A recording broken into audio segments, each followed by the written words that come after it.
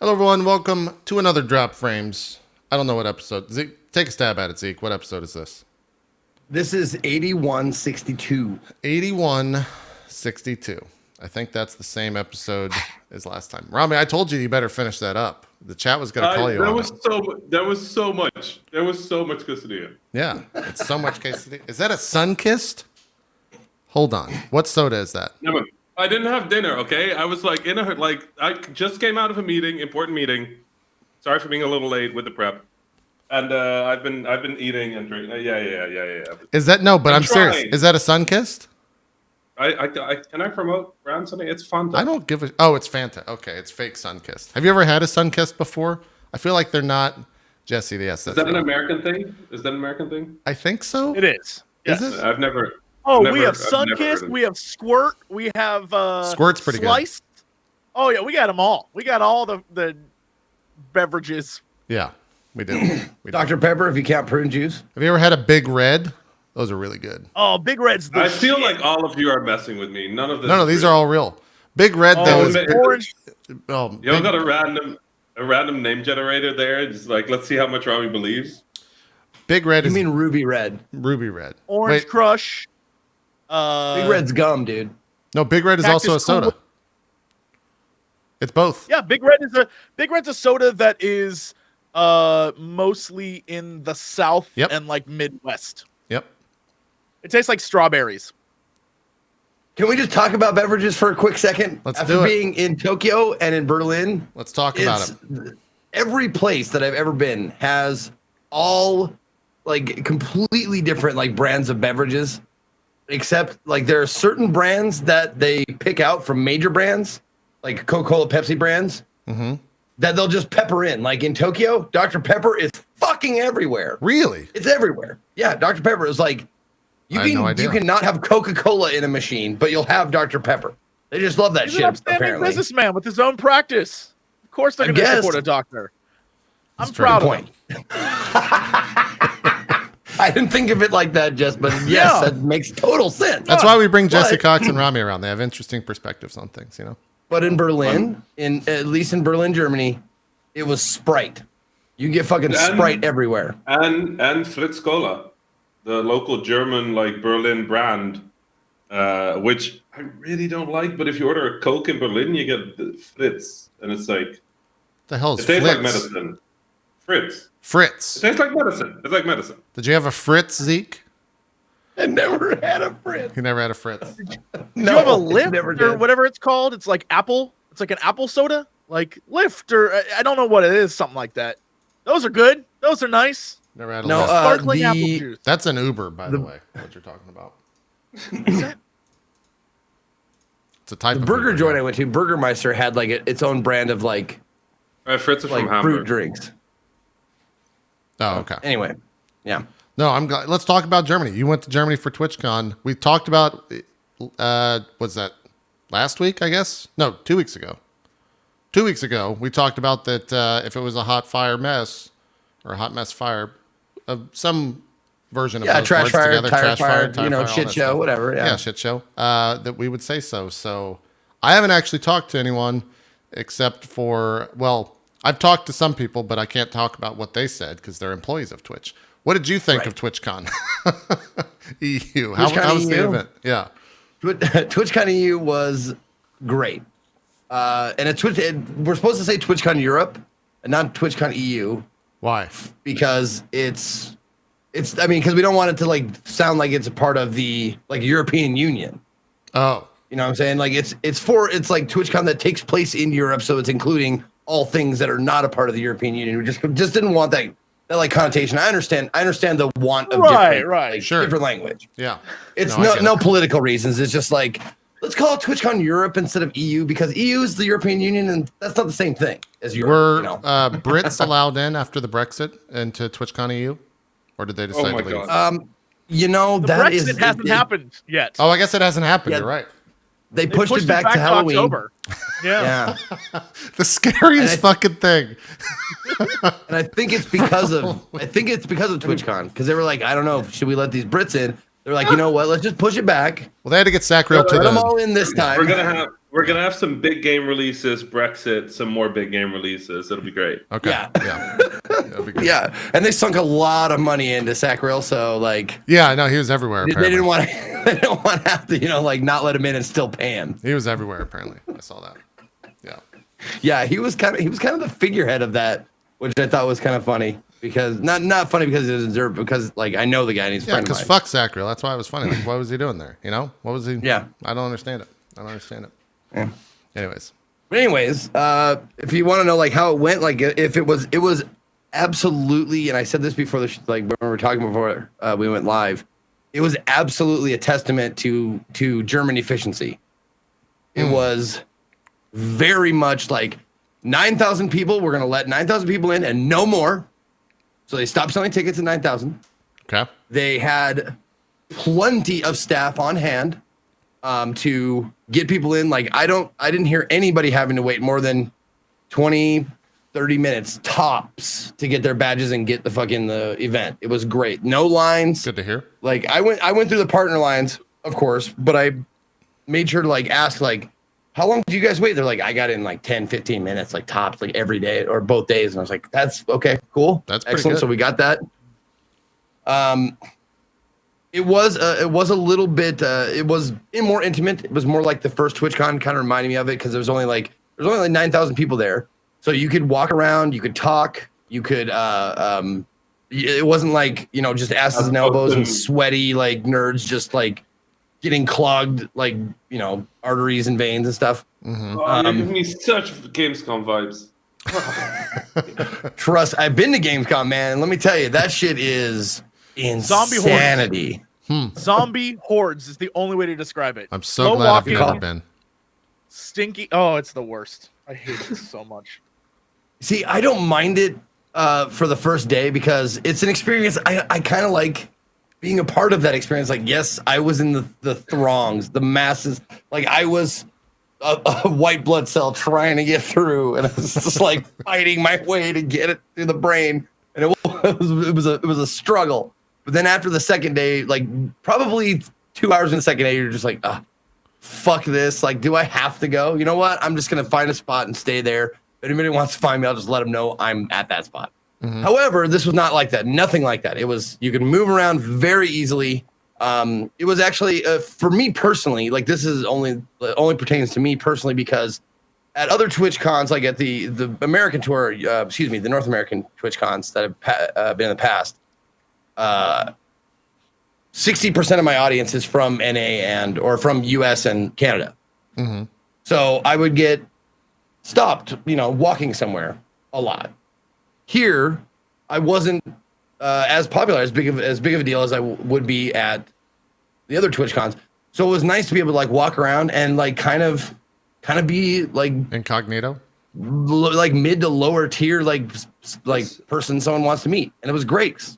It's also nice actually could move to place. Like if I wanted to go get a beer, I could get a beer in a reasonable amount of time. Right. You also have such a subtle like look. It's hard to pick you out of a crowd. It's true.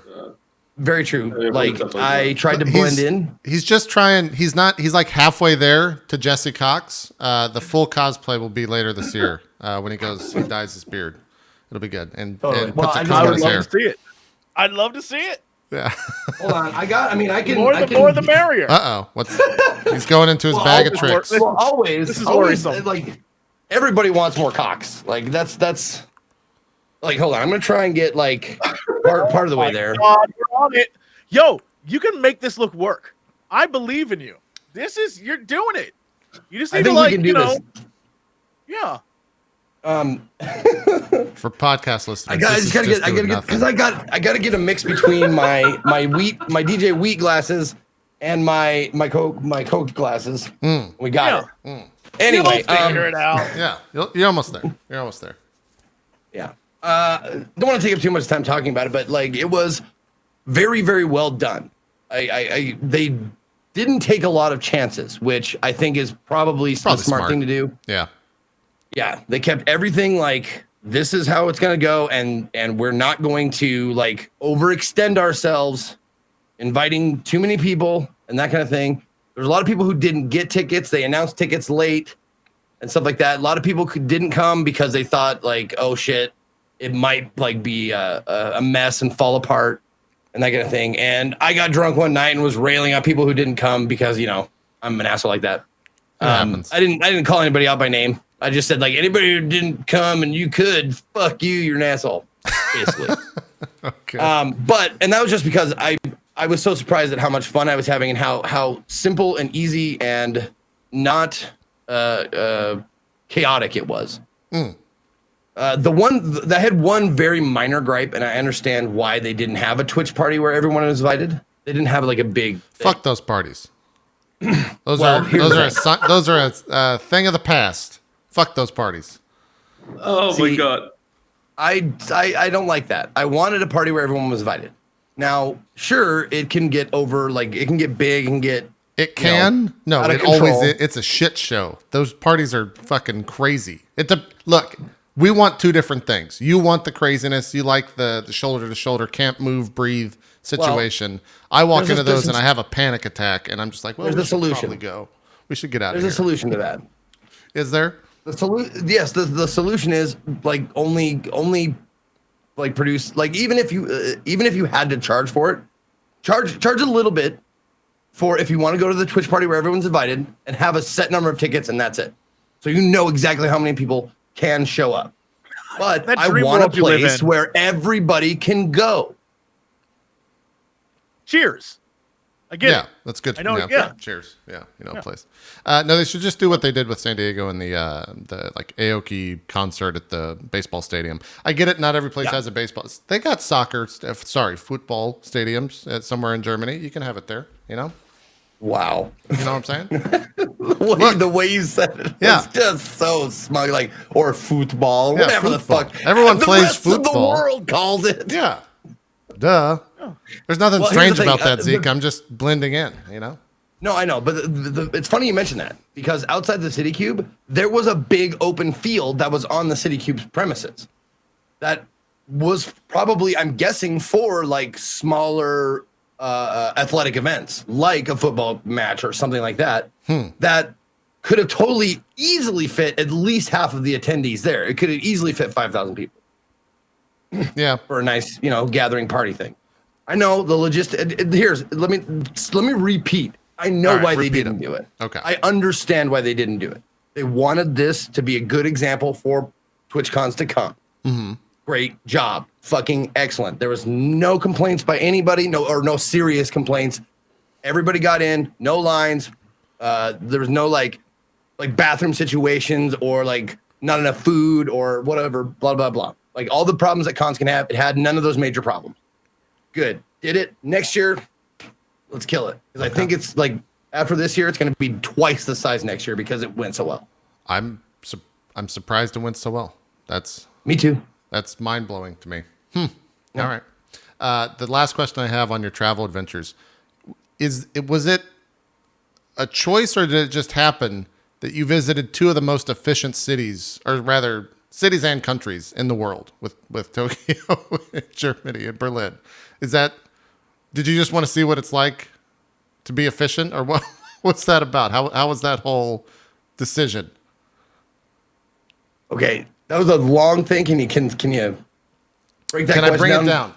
What was it like being in places that are so much more efficient than the U.S. and do you hate the U.S. because of it? Dude, there we go. It was awesome. Let me tell you, it was so. You're right. Germany, like Berlin and Tokyo, are like really good examples of how to do things with the least amount of steps, and the least amount of chances for things to fuck up. In Japan, it was a lot of like automated shit. It was like put your money in, pick the thing on the menu you want by pushing a button, grab the thing that says what you paid for, give it to the guy, and he gives you what you paid for. Very, very little interaction. Sounds great. The German interaction was efficient because they don't want to talk to you if you're not from Germany a lot of times. Like you walk into the place, like, and you're like, I'm sorry, do you speak English? Like, Deutsch? English? English. And they walk over and they grab the ratty, like laminated English menus and they hand them to you like, here you go. Not everything's on that menu. And you're like, oh, goody, thanks. That was Incredible. Okay. I mean, they're not. It's not that they're rude. It's just that if there's a language barrier, they have to take so much more time, and I think that's what pisses them off the most. Is that they got to waste time trying to explain and get the communication to you. However, this is what I've said. Like I said about Tokyo, I'll say about Japan, or I'll say about Berlin. I'll say it probably about every other country that I visit. Everybody speaks cash. So like, if I can point at something and give them like the money, it's very easy. Makes sense. It makes sense. All right. Well, cool. I'm glad you're grounded for a while. You're not taking any trips anywhere after your Tokyo and Berlin trips. Yeah, not until May 8th. I have just a little 3-day thing, and then I'll be back. Okay. Gotcha. Yeah. When you said May 8th, really I was like, cool. man, that's like months away. But no, it's already fucking April the 17th, and It's going so fast. that's So alarming. fast. We say this every fucking year, but I think getting older just makes time pass day. faster. I think that's actually what time is. The older you get, time goes faster. It's all a construct, More man. stuff we need to do. Yeah, maybe so. Maybe let's get Before real. it's like, when is summer holiday? It's like in 8 months. It's like, oh, that's far away. Now it's like, when is the next important thing I need to do? It's like, oh, it's 2 days ago and I'm late and I forgot to clean the apartment. Yeah, that makes a lot of sense. That makes a lot of sense. One quick anecdote before we get off TwitchCon EU. Do it. So there's a lot of people who are probably, I'm guessing, were last minute additions to like the meet and greets or meetups or whatever. Okay. And so I get there and I'm not on the actual TwitchCon Europe schedule. Like I look for my name. It doesn't have like, if they had a scheduled meet and greet, it says like meet and greet like underneath their name when you look them up. I looked mine up. I was on there as visiting, but not on there as a meet and greet. So I went down to the meet and greet area, which is downstairs, like below the one floor below the expo hall. And it was just like a meet and greet place, like you've seen before. Like they have the lines, they have like your banner, your name tags over your little booth where you stand and people come and meet you. Right. So I went down there and I was like, hey, my name's Ezekiel III. I'm supposed to have a meet and greet. And then the guy was like, Dan,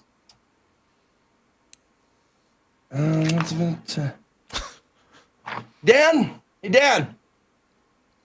Dan's Gaming Ezekiel was there? III, does he have a meet and greet? Or Dale, Chuck, whatever. Okay, Make all up a name. Dale. Let's go with Dale. The most Dale, German Dale, name come ever, here, Dale. Dale, yeah. And Dale was German like, Dale. let's see, let's look at that. Oh, there's another meet and greet area. And I went, what? This is the only one I saw. It's like, yeah, it's on the expo floor. And I went, what? There's no way it's on the expo floor because I went around there. It wasn't that big. I didn't see another meet and greet area. So, because I had cruised around there during the Thursday before anyone partners could get in to get merch. That was like a perk of being a partner is you go to the merch store and get shit before anyone else could. Mm-hmm. So I walked around a little bit and I was like looking around. I didn't see any like partner area or like, excuse me, any meet and greet area on the expo floor. I saw the official one downstairs. So I get up there to the expo floor and I'm walking around like, where in the fuck? And I see Aurelian like physically like taking like the guard tape stuff, you know, the poles with the barricade on it. She's like moving the pole, creating a little barricade. I was like, hey, what are you doing? It's like, this is the meetup area. And I went, say what? This wasn't here yesterday. And she goes, I know it wasn't. They just told me it was going to be here today. And in her like super work chipper style, she's like, yeah, so we're setting up an area. And I swear to God, that was like so guerrilla style. Yep. She set up like little tables Sounds about right. around and like a 30 by 30 foot area where people could like, you know, meet each other. And let me tell you, it went so fucking well. It was such a better idea. And I hope they take this for further TwitchCons for streamers who are of like my tier and lower. Like I understand people like who have 10 to 40,000 people watching them every day. You kind of need a line, but for people of like our station in the Twitch, you know, universe, it was awesome. Just little tables and people. Yeah. But people could like mill around and like mingle and stuff like that. There's no lines. Everybody just, and I could talk to everybody at once. I created like, it was kind of like a little mini semicircle where I was just like, all right, who's next? Come get a picture. And then I would, you know, talk to each and every person who was standing there. I'm getting anxiety hearing this story. We need lines and we need a lot of time. Okay. I liked it better that way. I'm sorry. Yeah. I liked it better. Yeah. This whole, like, let's just have everyone crowd around so you can't leave situation is not, let me get away from that. I'll go to the line area. You can have the circle around streamer area. Okay. Yeah. Okay, I get it. I Yeah. get it. Okay. Yeah. All right, so not for everyone. I guess. That's I the thought meet that was a greet great and idea, in but no. circle section. I'll take the meet Yeah. greet and line up section.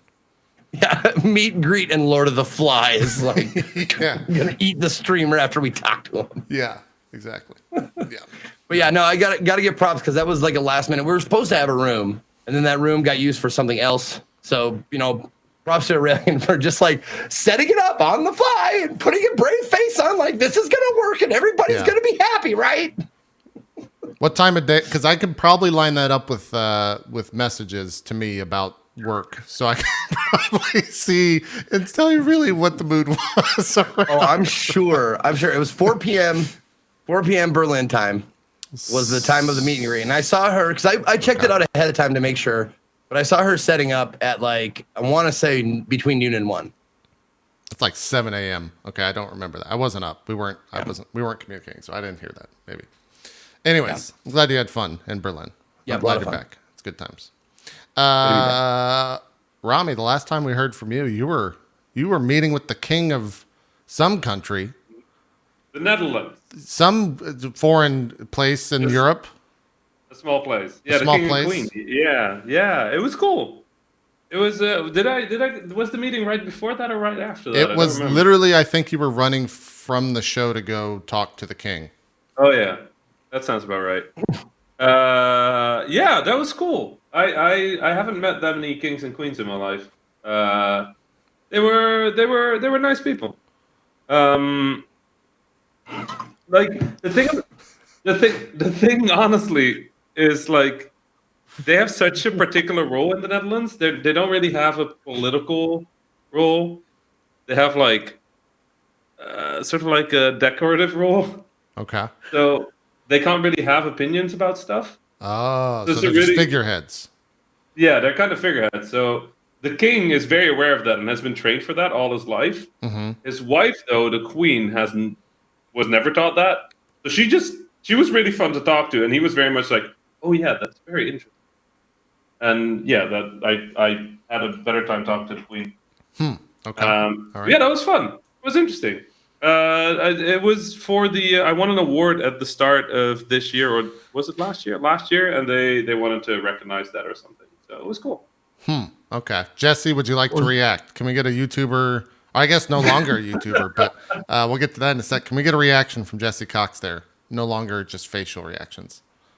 I thought it was real funny that you were just like, I had to go meet this king and queen, and it was all right. Like you're so jaded by royalty. I don't know what happened. Monarchy cool does and not nice. faze you at all. You were like, it was all right, 7 out of 10. I mean- it wasn't that like. Wasn't that big I a don't know deal? that I do it again. Yeah. Yeah, I mean, it's not like I think one of the things that the Netherlands has always been good at was sort of like the king and queen are just sort of like part of the country. So it's cool. They're cool people. I've actually been a fan of the monarchy for most of my life, so I like them. But What yeah, a weird it was, thing it to was, be uttered on the show. I've been a fan of We don't most get of the to say that. monarchy for most of my We don't life. get to Yeah, say we that. don't get to say that here in the U.S. We're just like, yeah. Yeah, well, I mean, okay. Here's another one. I just did a project for Library of Congress like I was. a week ago. Yeah. What? What's that? What were you doing for the Library of Congress? What was this thing? They asked me to work on a project with Austin Wintory, who did the soundtrack for Journey and Abzu and Assassin's Creed Syndicate. Okay. And they wanted us to do a performance where Austin composed music to be played live that was interactively controlled with a game. So we needed to make a game that would modify the composition Austin wrote, and then we made something that all the audience could vote for what way time went in this interactive painting. And then based on that, stuff would happen, like a lighthouse could go into space like a rocket, or a kraken could eat a boat, or two people could fall in love and sit on a bench. So what you're telling me is that your Harmonix finally has some competition. Is that what I'm hearing? Yeah, no, Harmonix is really good at what they do. I honestly, to be fair, I've been playing Beat Saber a lot. Like, if Harmonix has competition, probably Beat Saber. Beat Saber's pretty good. It's a pretty good game. Yeah, it was an interesting project, but now I've been working with the U.S. government, and I've been on lunch with the king and queen. So I don't really know what my life is either, to be honest. It's really funny. Like, Yeah. you know, Video- dignitaries. Ugh. Yeah. Yeah, video game development. Rami, I mean, yeah, I that's met- what it's like to be I in met- video game development. I met Fumito Ueda, and that was fucking awesome. He's great. Wait, he repeat, did repeat this again so everyone. Ueda. Oh, Ueda-san. okay, He okay. did Shadow of the Colossus, Ico, Last Guardian. Now that is something I get excited Did he speak about. really slow? No. He's actually Okay. he's very like. Emrugs in chat is asking if I can make my TSA pre-check go better. That's actually why That's actually genuinely why I took the U.S. government. Is to gig. get I'm you like, off the if I most get- wanted list. Yeah, and maybe I'll get less random checks if I do a project for the U.S. government. Mhm. I got random checked on the next flight. So Well, you know, it hadn't kicked in yet. They'll just. it keep was saying worth that. a try. Yeah. It was worth a try. It's just not- Bureaucracy is slow. Yeah. Huh. Okay. Uh, Was that at yeah, GDC so- where you ran into him? Is that where that? No, I ran into him at this conference called Reboot just last week. Oh. Okay. There's this guy that convinced I don't know who, like the government or something, that the only way to get game Monarchy. developers to come to Croatia is if they put a games event in like a big fancy hotel, and then put all of us on like luxury boats to go to restaurants. That sounds like the fucking snobbish game developers of the world. Oh, yeah, that sounds terrible. I mean, it's great. It's like every conference is the same thing where you go into the building, you talk to 400 people that want to do like quick talks, meet and greets, do all that stuff. And this person was just like, nah, we're just going to do like 7 talks. And then the rest of the time it's just like sit on a beach, hang out. We have a soccer tournament. We got destroyed. It's football. Not. I will fight you, America. Football Americans. Yeah. It's It's yeah. So we did a game of football. okay. And yeah, it was yeah, we got destroyed 7-0. It wasn't. There was this one guy on the other team that was super good. He could dance around all the other guys on the other team, and then we It's a realized weird that way all to the play other guys, football. the other guys could all dance around us. So we did not stand a chance. Okay. You know, Zeke? I'm trying to picture the Rami JP fight in my head. Like if they fought, it would be What? What? it would be tough to know who to bet on. Like who would win? Like if it was UFC rules, meaning like you could Zeke, do whatever let me- you wanted, like wrestling, kickboxing, you know, Let me Muay stop Thai, you right whatever there. you wanted. Let me But stop you JP right has there. height and weight advantage, but Rami seems wiry and squirrely. So I'm not sure like which one would win. I'm also taller than JP. How tall are you? Are Rami? you? I'm 2 meters. What the I only fuck do does really- that mean? We have no idea. You already lost the fight because I'm 6 meters, Rami. Let's use imaginary numbers. No, JP, you're 6'4", right, JP? Yeah, I'm 6'4". That's easy. That's nothing. Get out of here. Okay. Okay. Rami's taller than that? Someone Yeah, translate. This is Six- like Alien versus Predator. Whoever wins, we six lose. five. Like there's no way that the world is better off once these 6'5". Titans- 6'5" and a bit. Okay, you're an inch It's or so two tall. weird. I never think of you as being a tall guy, Rami, but you are, and it blows me away. It's because I usually never when think of we- you like that. Usually when we're talking, you're sitting on like the like something you're not supposed to sit on, and I'm sitting right next to you. That's an accurate. You know- that's the most accurate description of Zeke I've ever Wow. heard. Right there. Yeah. Wow. Makes sense. That makes sense. Yeah, that's good. Yeah. That's good. It's usually not just something. It's usually somebody I'm not supposed to be sitting on. That's true. That's fair. It's accurate. What? Jesse, don't act like you don't use your fans as footstools and sitting arrangements. That's Come a on. perk. Oh, I You have don't do that to a, your fans?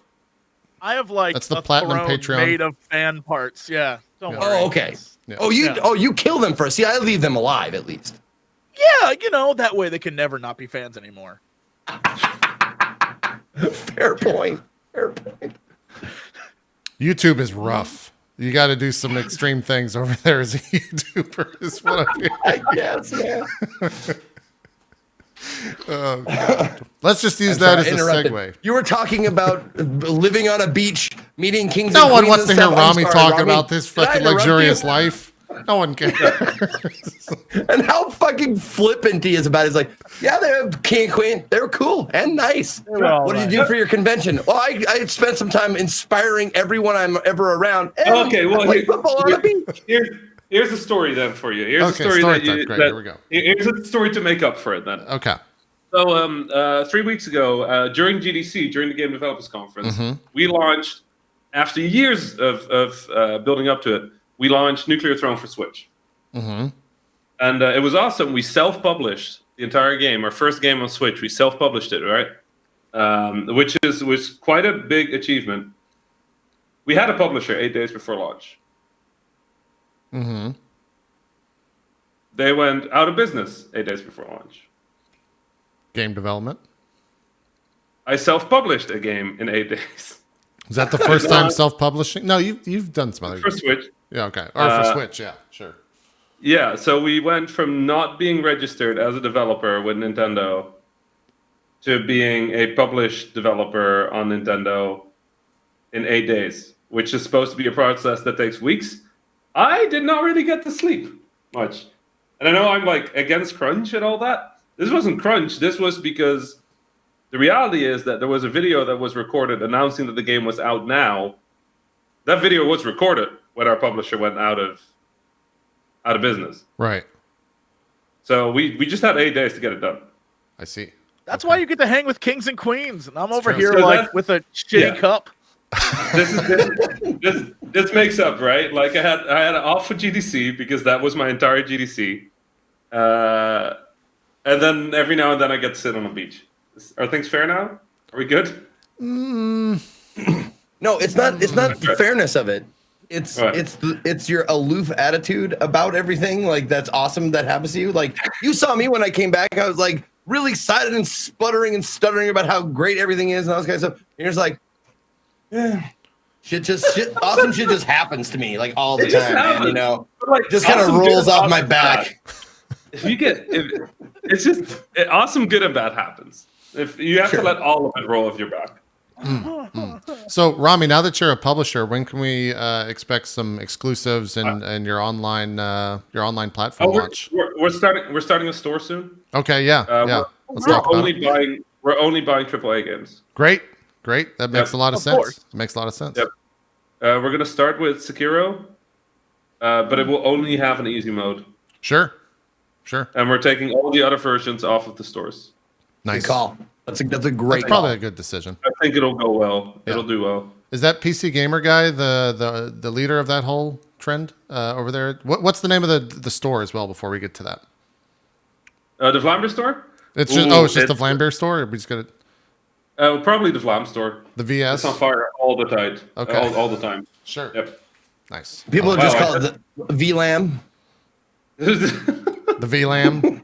Yep. So I don't know, what- just real quick, someone brought something up in chat that I think is a valid point.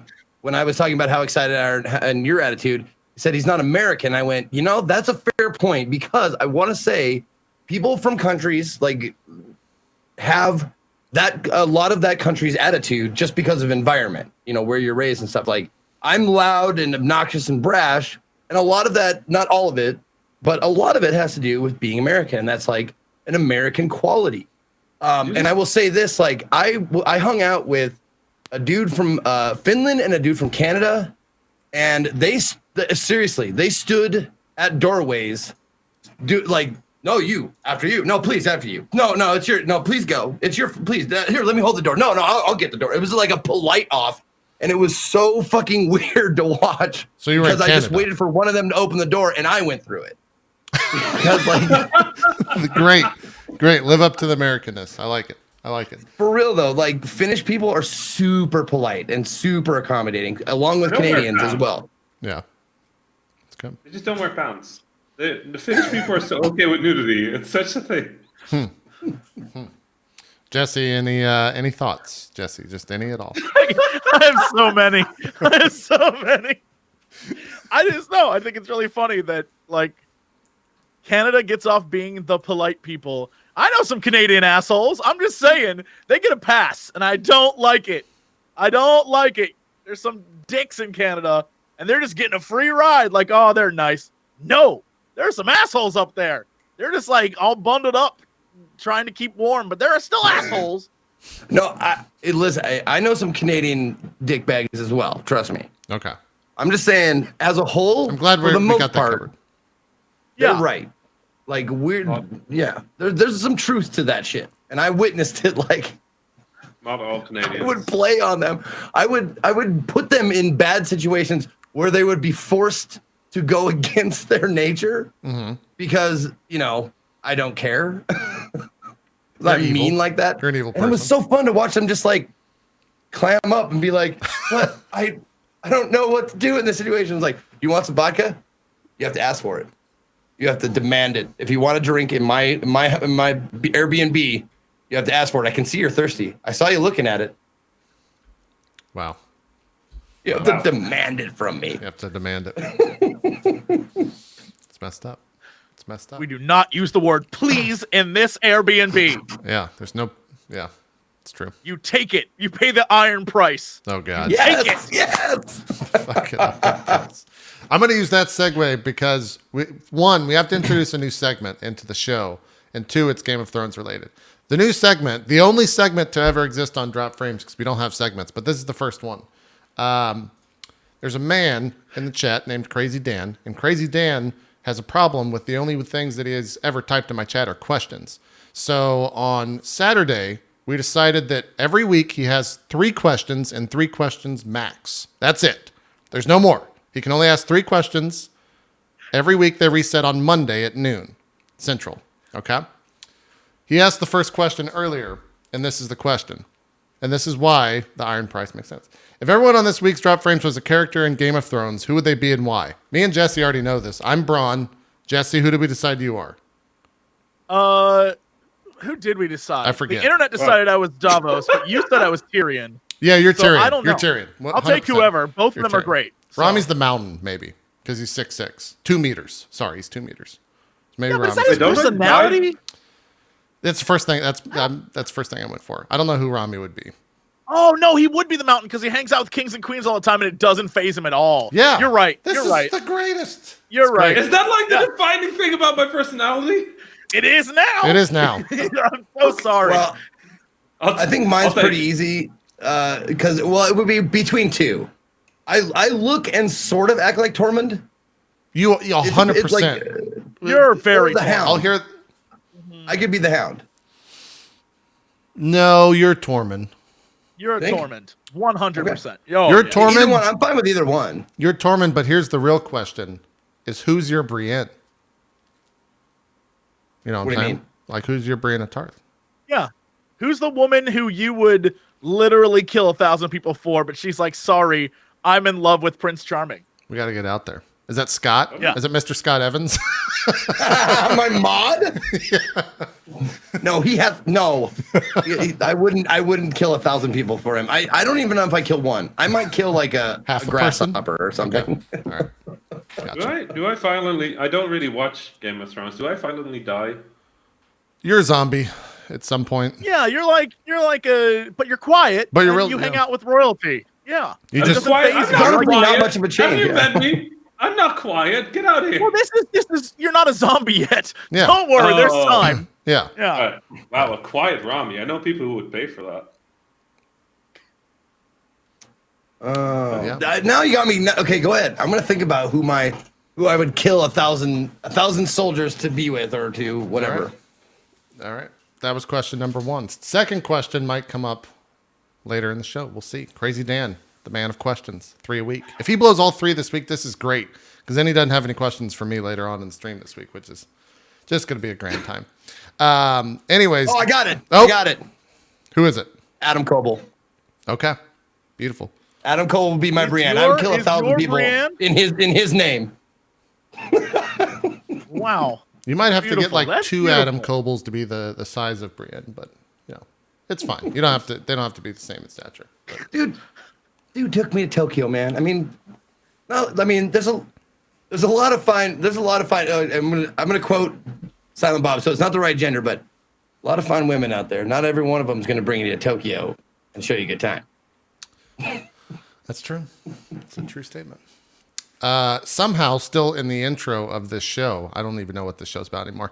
Jessie, you quit YouTube. You're done with it. That's the most latest and greatest news coming out of you. That's not true. That's not true. You're done. You deleted your YouTube channel. No. You're coming over full time to Twitch. Let's talk about it. No. Okay. Definitely didn't happen. No, these lies and slanderous accusations. I just had look, I've been doing my videos and BS for almost 10 years. And so I was like, maybe it's time for a change, because while you guys can play a video game in like one day and beat it, not Zeke. YouTube punishes you. Well, YouTube punishes you for uploading more than 2 videos a day.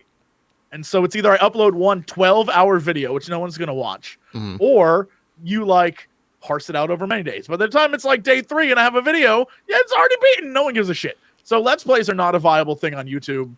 And so like all the other fun stuff I do will still be there. But I want to, play games and have fun and like talk to people. And so I'm on Twitch a bunch more. And I want to make more games and do more fun stuff, because Monster Prom was a blast. And that was like the silliest thing I ever did. And now I've got my sights set on an FMV game. That's my next. Zeke's next into it. sweet Zeke's eyes just adventure. lit up. Can you give Zeke a part of your one? FMV game? Zeke, I don't want to give you a part because I want you to play it. It's going to be a horror Hold on. FMV game. Zeke, I'm your agent Yes. for 5 minutes. Okay, do you agree to this contract? Yes, I agree wholeheartedly. Okay, great. All right, great. Yeah, I'd like my client to be in the game, Jesse, for the first like 30 seconds of the game, and then he just dies. So then he could still play the game. No. Oh, okay. Hold on. We won't do that. What we'll do is I'll have one of the more like sultry vixen characters. Okay. There'll be a code where she just looks directly in camera and goes, "Hello, Zeke," and there'll be like a 5 or 10 minute scene where she just talks at you. I think that'd be pretty cool. Okay. And then at the end, she's like, "Thanks for playing," and then it shuts down on you. In the end, it's a horror game, so Okay. All right. I'll probably die in there. I'll talk to my client and be back to you. Cool. What are you still posting the Witcher playthrough, Jesse? Are you on like episode? No, I mean like that's literally one of the reasons where I'm like episode 812. I love that game and I have to complete everything in it, and so I'm just like constantly doing things. Yeah, it's that kind of stuff where on a stream you can play and just enjoy and have fun, and if you're trying to make a video, you are all right. I have to play enough that content happens, but I also have to play not enough that I'm not spending 20 hours rendering a video. Then I have to upload. Then I have to like the amount of the work that goes into putting one video out versus like, F it, I'm going to stream and like hang out with people. It's that thing of like the difference between theater and movies, right? This is theater. You're live in front of people and you are like being a goof or putting on a show or whatever the hell you're doing. And you're entertaining live and you have live interaction. And when you do YouTube stuff, you are creating a thing and then just releasing it to the world. And I think that when it comes to certain things like Let's Plays or just playing games in general, this is obviously the better platform for it. And there are other shows like I'm gonna shout out Gentleman's Hentai Club, one of the greatest shows ever made on the internet, period. You should check it out. It is truly the best. Can you spell that for me real quick? The Gentleman's Hentai Club. It is just like it sounds. It's exactly what it is. The first season, it's 6 episodes of us reviewing La Blue Girl, and it is really one of the best. I've spent more money and more time and more energy on this one project than anything else. It is highly edited. It is just lovely. Now, is this video or audio only? It's video. Oh, it's video. Oh, okay, great. It is on. How much Vimeo money and do those Pornhub. videos? Oh, okay. I started to say, do you post this to YouTube? It might be why you're moving to Twitch. No, not on YouTube. It's not on YouTube. And then there's a big announcement coming up soon about where you can find it and a season 2. So follow me on the Tweetster for more information. But it like everyone who's watched it says it's truly one of the funniest things I've ever seen, and that like means a lot because we put a lot of work into it, and it was as a goof. Like a friend and I got really drunk one night, and we're like, "Do you ever see this movie where like this guy brings his girlfriend back home to his dad's house, and like his dad married his previous girlfriend, and then like his dad bangs his new girlfriend, and the old girlfriend tries to get back with this kid, and they all set him up, and in the end, everyone gets banged but him. And we looked at each other like, we have seen that. Oh my god, are you talking about a hentai? And of course, at that point, it like devolved into us being like, this is the dumbest effing thing. We need to make a show about the plot in hentai movies. And that's what it's about. It's not about like the banging. It's about the ludicrous, the Blue Girl's about ninjas. It's about ninjas who fight. I think and just like my favorite thing about everything you just said was, yes. My first thought was, oh God, I believe we're on the front page at this point. But no, 200 Hi. IQ JP, we've been off the front page for 1 minute.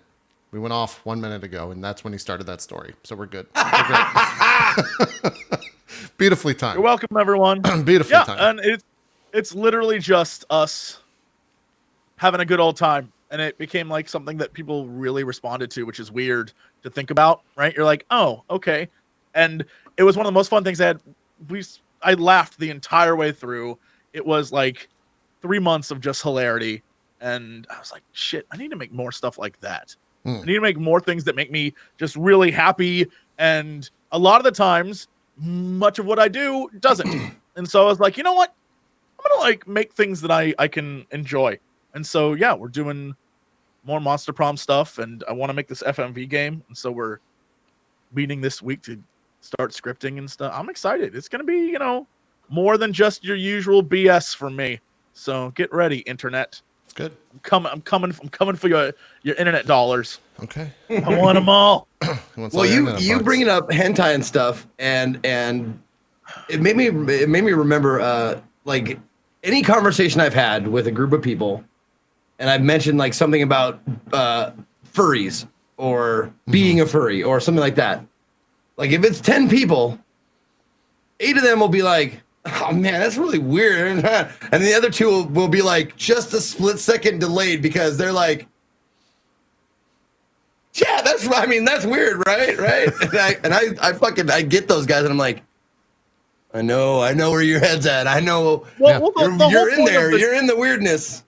The whole point of the show isn't to be like, oh, we're making fun of it, or it's literally just like we are making a thing for the sake of making a thing because we did it as a goof, and it wasn't about like, boy, these people who like this are weird. It was like, let's talk about ignore all the sex that's happening in this. Porn is porn. Ignore that. Mm-hmm. We're going to talk about like the plot elements of this and why the 90s were as crazy as they were. It's that kind of thing. And the response has been really, really great, especially from the community of people who are just like, this is my thing. And thank you for not like mocking my thing. And that's what it's about. Like, I'm never going to tell people the thing they're into sucks. So, you know. I'll do that. That's my job. Yeah. We know that. What porn do you like, Rami? Yeah, Rami, what's your persona? I'm literally shuffling a deck of cards right now. Rami, if you I do fully agree though. Let people agree. Let people do what they want, right? Like I agree entirely with that. But beyond that, I'm 100% out of my league. Here, we'll bring this back into Rami's league. If you and the King of the Netherlands decided to go on a furry fling, what would the 2 personas be of each of you? And I mean, throw in the Queen there if you would like as well. What would you say? You'd be a card. Is it that type of animal? No, I'm just false shuffling, so I just keep drawing the same card. All right. No, I actually genuinely have never thought about this at all. I mean, we ask real questions here on the show. We don't fuck around. I make video games, man. I don't know this shit. I don't know, man. I could see Rami being a sexy giraffe. Yeah. I could totally see him like getting an old like Jeffrey costume from Toys R Us. He just hit up Jeffrey's, dyeing the fur like pink and blue dots and stuff like that, and just like bedazzling the fuck out of it and just being like this is me now. It'd be good. It's true. I'm Jerami. He'd be Jerami the giraffe. Jerami the giraffe. I can totally fucking say it. That's great. If you need it, buddy. I'm way too Muslim for this shit. What was that, Jesse? You're such a square within this nerdy world there, Rami. God damn, man. Jesse, JP, I mean, if you need anything, I've looked up Rami the Hedgehog. If you need like help with your persona. I've looked Yeah. up Rami the Hedgehog, and I just sent it in chat so you guys can see what you would look like as a hedgehog, which could be your persona, I think, at least in the So- Sonic community. So, how's the weather over there? You put it in chat? Where? Oh, there it is. Oh, Yeah. wow, what a link. Holy fuck. This is quite You the know, link. sometimes- Oh, okay, yeah, that's Rami right there. I think so. It's Rami. That's very I'm good. unauthorized. I can't get that. Why can't I get that image? You got to Oh, you got why to can get I the whole, get you it? got to copy paste the whole link. You got to copy paste the okay. whole link because the last part of the link wasn't included in said Oh, link. you broke it. You clearly broke it. I'm so sorry. Yeah, Wait, so me? It's just a hedgehog in as a underwear is persona, what it is. yeah, just a heads Me I'll as just a, Google Rami as the a Hedgehog. hedgehog looks like a 401 unauthorized, which sounds exactly right. Sounds exactly right. that That's might be exactly true. what it would look like. that. That might be 401 true. unauthorized, not happening. Yeah, that's true. I don't know where we go from here. I'm show- so happy. I'm so happy. I joined Thanks for for this having me on. episode. Yeah. Yeah, I'm glad both of you guys. Great to be here. That fucking picture. Fucking delicious with the. Is it the one with the tiny whitey underwear? It's an Yes. adult diaper. Yes. Yeah. Fucking beautiful, man. Oh my god. I mean, the Rami, fur- the I furries would are- I would pay for every trip you took from now on if you went to a con dress like that. That's a lot of. Do you want? You don't have. Do you like don't half have the that money, trips? babe. Do like half the trips? Half the trip, Yep. maybe a quarter of the trips, maybe. I'll take you to a nice, like, let's do 5-stop around the world trip. I'll pay for it if you come to a con, TwitchCon this year, dressed like that. For one full day. One full day. It's on the table. The deal's on the table. Take it or leave it. All right. I've not looked at the image, but given Zeke's excitement, I know the answer is no. All you'd really have to do is just get some body paint, some orange body paint, and wear an Listen, adult Zeke- diaper and Zeke- put some fur on your head, and you'd be good. Zeke, listen, I will. If somebody photoshops my head onto that image, I promise I'll send you another print of it. Okay. It'll come out exactly like the previous one. Okay. Now I know you're probably saying Like, it's unfair way that too we big. have a Rami the Hedgehog, so I found Zeke the Hedgehog. Oh, which I me think and is Zeke are just- both subscribed to the Fursona Weekly Zeke the Hedgehog looks exactly like newsletter. Zeke. It's exactly just that like Like, oh like Oh, that. yeah. That's very much Zeke. Oh, yeah. Yeah. Hey. very Zeke. Yeah. Oh man. Yeah. Yeah. And then I just be insulting the person I was having a cuddle puddle with, just be telling him you're too slow, like all that. Like it's a pizza cake. GP just like. Well, no, I'm doing mental gymnastics right now to figure out how we get back to video games here. So I'm trying to. Oh, it's very my game, simple. man. Oh, I know how to do that. JP, what have you been playing lately? Good. There you go. I like it. We're not there yet, though. I want to go to news because there's been some news. Did you just derail the? We derailed the rail. game.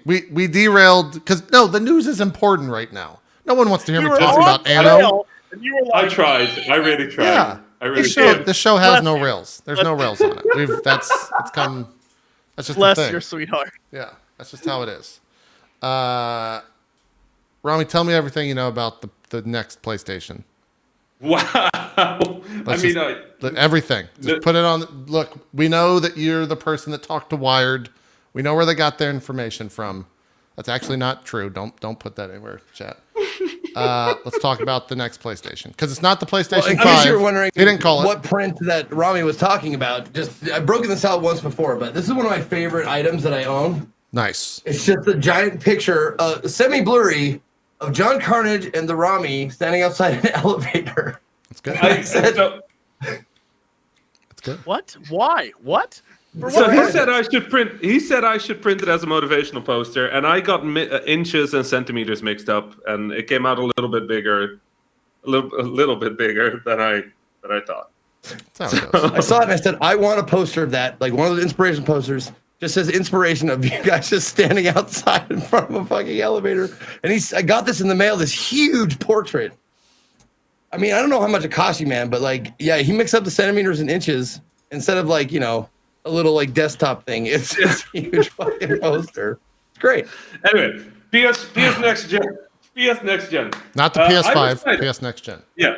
PS next gen. They always call it next gen until they give it a number. So we're all assuming they're talking about the PS5, but for now it's called PS next gen. Yeah, I think it's interesting. Like the at this point, it's hard to argue that consoles are anything but computers, right? With PS3 and architecture, it was still like sort of distinct enough, but right now it's just an evolution on PS4. Seems like it uses the same architecture, but SSD instead of a hard drive.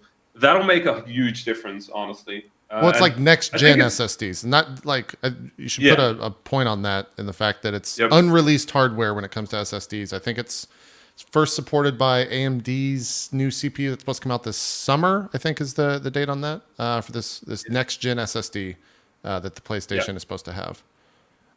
So what things sound like is they've made sure that a lot of what we have will still work, right? And I think that's a huge difference with what we're used to. Sure. And I don't have any details on that, but from the interviews that I've been reading, it seems like a big part of what they want to do is make sure that the transition is as seamless as possible. Yeah, it's so backwards compatibility for PS4 games. That was something Cerny said to Wired. Yep. PlayStation VR headset will also work. The current headset will also work on the new system. So basically, they're trying to make it seamless. They're trying to make this easy on everybody, and I think that is something that we're going to be seeing much more in the future. I think, on the other hand, I think Sony is very aware that that they're going to be competing with some stuff that we haven't seen yet. Right? They're going to be competing with the streaming stuff. They're going to be competing with the like increases in technology that go a lot more rapid than what we're used to now. We're all waiting for sort of like a breakthrough in speed and technology and processing. And that might very well happen during the next life cycle. But again, like with streaming and everything, a lot of stuff that the Xbox One was sort of like murdered over when it was announced is now just sort of like commonplace, right? Like if you look back at the Xbox One announcement and then the plans they had with DRM and all that people were like, absolutely not. That's basically what Google is saying, right? Like it's a digital thing. You will own the thing only digitally. It'll be a full digital ecosystem. You will have it as long as you're part of the plan. Stuff like that is now just like default. And then there's all the small technical stuff. Like people are talking about like 8K, like whatever. That's cool. Yeah, the 8K thing. It's to steal from another podcast. It's the same thing as like the PS3 is going to support 1080p. None of those games were 1080p. They were all like 720p. There's like maybe 2 or 3 first party games that were actually 1080p. So yeah. That's a weird. So I don't know. They have to say it all looks exciting. It looks like a step forward. I'm not like reading the interview. Like everything I saw there is nothing surprising. The only thing that surprised me is that they seem to they try to counter the streaming stuff by just having really fast physical stuff. Right. And that doesn't mean that's their goal because they haven't talked about software at all. But I think in general, like streaming is going to be the benchmark, is what Sony is saying. If you're going to have a game that runs from a hard drive, it needs to boot up as fast as a game that you're streaming. Which a game that you're streaming will presumably boot up instantaneously, right? So that it seems like even though streaming isn't here yet, that's the benchmark they've set already.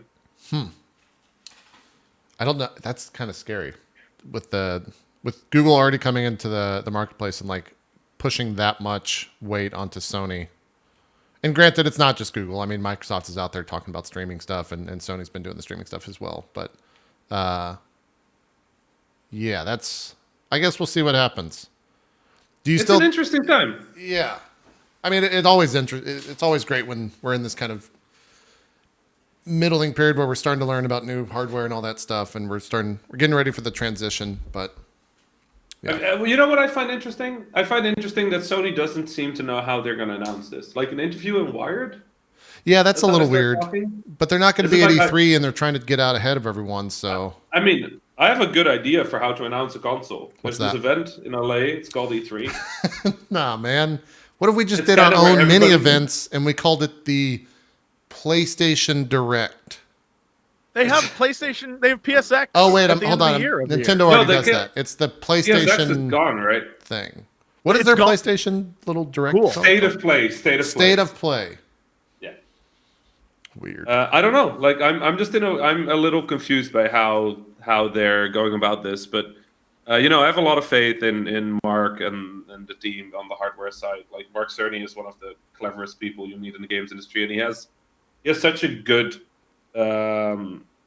such a solid like vision for where things are, but also where things can go. Right? Like, and he's not just somebody who does hardware. No, this is like a guy that's been like in game development, that has produced games, that has developed games, that like still is heavily involved in like how games get made.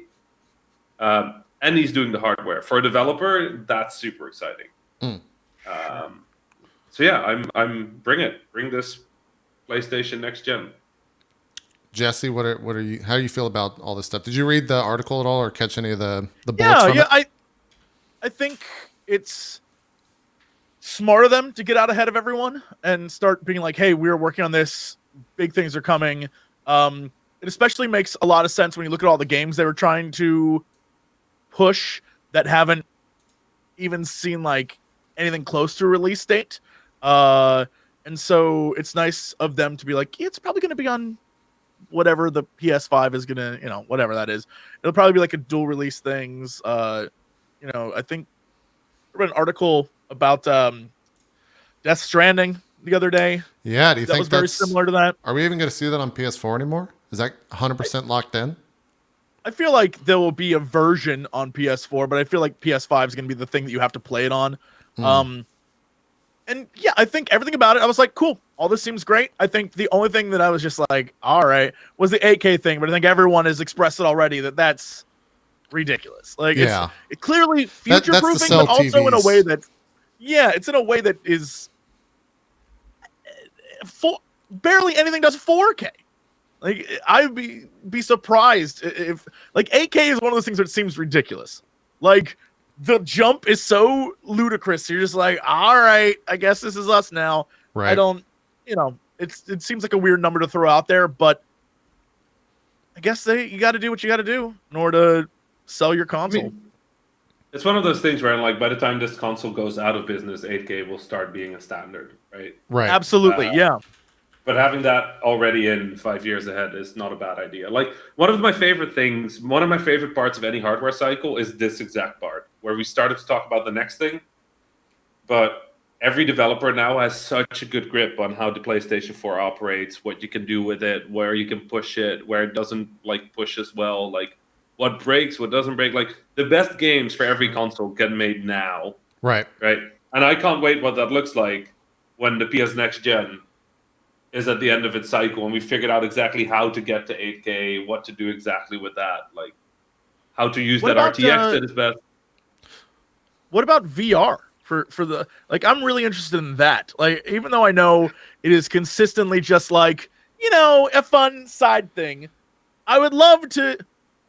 I mean, they sold 800. What was it? 800,000 headsets. Sorry to cut you off, but I think that was the number that they're putting out there. So it seems like they're going to be pretty committed to it. But finish your statement. Sorry to interrupt.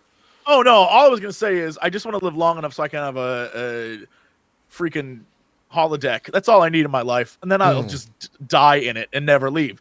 But the thing is, I just like the games that I play more and more. The ones I play in VR. We've hit this point where I can see the potential of what stuff could be, but it's kind of like I'm either tethered to a thing or I have to play under the mechanics of like I'm grabbing, but I'm really holding controllers. And then having done stuff like The Void, which is the VR thing where it's literally just the vest and a headset, and everything is done through the vest and headset. Where like when you see your hand and you touch things, it's literally your hand. Having seen the jump of those two things and be like, oh. Okay, I can see where we're going with things. I just don't know if we have tech-wise the ability to make it as cool as I imagine it becoming. Yeah. Okay, well here's my big argument against all of that for gamers. Yes, it's fun in the short term.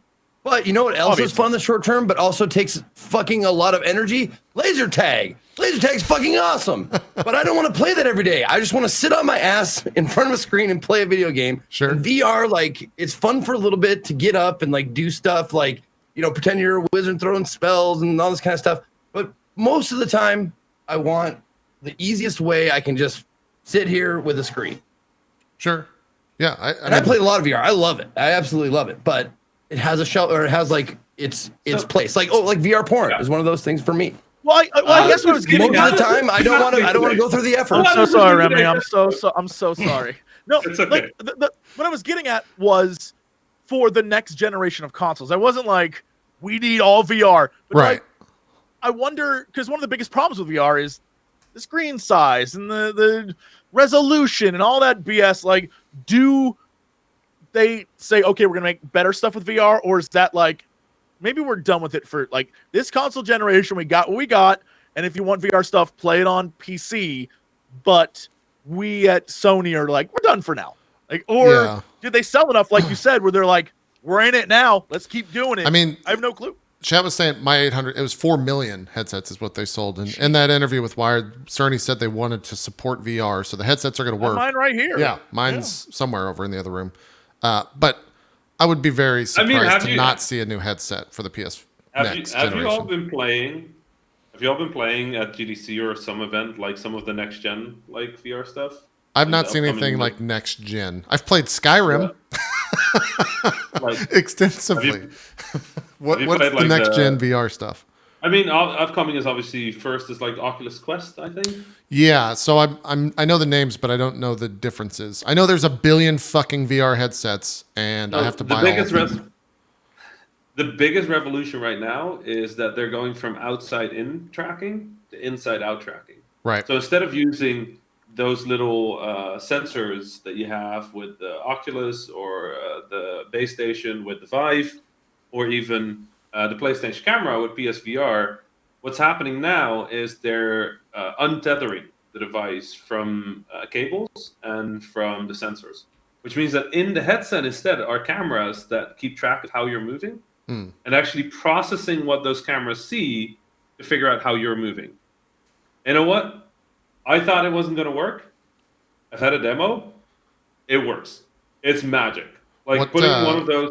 What headset was it in particular? This was the Quest. This was the Quest. It looks really cool. It's ridiculous. You put it on and it works. And it's the first, like, I've loved VR, right? I have in my living room, there's the Vive with base stations. I have the Oculus Rift. I bought the Oculus Go. That was a mistake. I have PSVR. Like, it just, VR, they always said it just works. And then you're sitting there with your laptop, yelling in it, unplugging a USB cable, replugging it, removing the device driver, plugging it back in, deciding to give up, and then just booting up your PlayStation and playing there. Right? Yeah. That's been my VR experience like 70% of the time, because no matter what PSVR, it works. Right? And that is harder to say of the other ones. Right. The Quest, I put it on, it calibrated the space, and I was playing. Now, was this a preordained space, or was this a hotel room? Like what? Because you can't say. I don't think I'm allowed. I'm allowed to say, but let's just say it was not on a show floor. Okay, gotcha. Was it in a brothel? I just want to know. How does this keep happening? I don't know. It's Zeke. It's the Zeke experience. It's because I've unleashed him. I'm so sorry. I did this to you all. It's true. It was because of your reaction, Robbie. That's why. Because any sex stuff is. I love the way you react to it. It's wonderful. Yeah. Thanks. I guess. Yeah, the VR stuff. I mean, I don't want to spend too much time about VR, but I just know that there's a billion fucking headsets, and then at the Star Wars celebration 2 days ago, they announced this Vader Immortal thing, and that's, I guess, Oculus only? JP, have you done The Void? No. It is on Oculus. All right, so The Void is a thing that it's like all over the country now, but it used to be just like outside Disneyland and New York and Chicago. Now it's all over the place. And The Void is this thing that... like I was saying, it's a vest, and it has like that feedback system where if you get like hit or whatever, you feel it, and then a headset, and that's it. You aren't wearing gloves, you aren't wearing anything else. And the one that is outside Disney is it's called Secrets of the Empire, and you literally start out with a thing with like Cassie Nander telling you like, all right, we got to go on a mission, and you dress up as stormtroopers. You can pick what your stormtrooper looks like, and then when you put the helmets on, everyone with you is dressed up as their stormtrooper, and they're all the different sizes of the way you look, and you hold up your hands, and you're in the stormtrooper gloves. Now, And are they in the room physically with you or in another room? everyone of your friends is in the room physically with you. Oh, okay. And so what happens is, and I would love to see a top-down view of the way this area is set up, because it's not that big. So I imagine they have you go from room to room to room, like back and forth. But the way you start is you go into a shuttle, and then K2SO is like talking to you about how you're on a mission, and you sit down on like an actual thing you sit down on. You can feel the window as you like look out in the stars, and it's cold, and then you land on Mustafar, and the door comes down, and there's like blazing heat in your face, and you walk through, and you get on a platform, and it moves, and you're like in the world. You pick up a rifle, and it's a real rifle that you hold in your hand, and you shoot. A droid goes by at one point, and you can touch it as it goes by. The behind the scenes, I have no clue what it's like, but it's tactile, and it's real, and it's like effing bizarre, and it is the prequel to this Vader game. So if you want to go like get in on it, it's the prequel to the Vader game, and it's insane. And there's one moment, this isn't a huge spoiler or anything. There's one moment where you have to solve a puzzle, and two people are solving the puzzle, and two people have to defend this entranceway from stormtroopers that are attacking you. And if you get hit, it like actually shocks you. Huh. And at one point, something happens where we started firing rapidly, and it's getting like deflected back at us. And one of my friends got shot like 20 times. He's like, "Stop shooting me!" And he's just getting like blasted with our own. It was incredible. Like it was a thing. It was maybe a 30-minute experience, but to me, I was like, I didn't have to have cords. Right. Everything, the way they set it up, everything felt like we were actually moving. We were walking from room to room. We were like posting up against walls and turning around, like blasting dudes. It felt like you were in a first-person shooter in reality. It was intense. It was amazing. Question. Yes. First question is, did you have like it was just a vest and a helmet and like just a fake a vest gun, right? and a helmet, and a gun that you picked up off a rack and that you could take with you, and it wasn't hooked up to anything. It literally, you pulled the trigger, you could cock it and load it and do all sorts of stuff. Yeah. Okay. Second question: do you think they could fit that or mold like a cod piece for the shock effect, like later on for other reasons? First off, that's 100% happening. Yeah. I know that's the future. Don't even pretend it's not. Yeah. Okay. But more importantly, this thing, what it showed me is that, because you could see like where sort of the glitches would be. If you were facing straight and you held your hands up, you'd see both hands. But if you turned this way, this hand would suddenly become this hand. Like it was trying to, because there was clearly a split in the middle of the visor. And so you could kind of mess around and like, but it was all the added things they put into it, like all of the heat sensations, or the mist when you open a door, it goes like, or the like when you're on a platform and it's moving over a lava flow, and you feel like you're moving. There's wind in your face, and you don't really want to be the one to like step off the edge and like test it, because everything in your being is like, do not fall off this moving platform. And it was one of those moments where you know, sometimes you're in VR and you kind of forget you're in VR for a moment.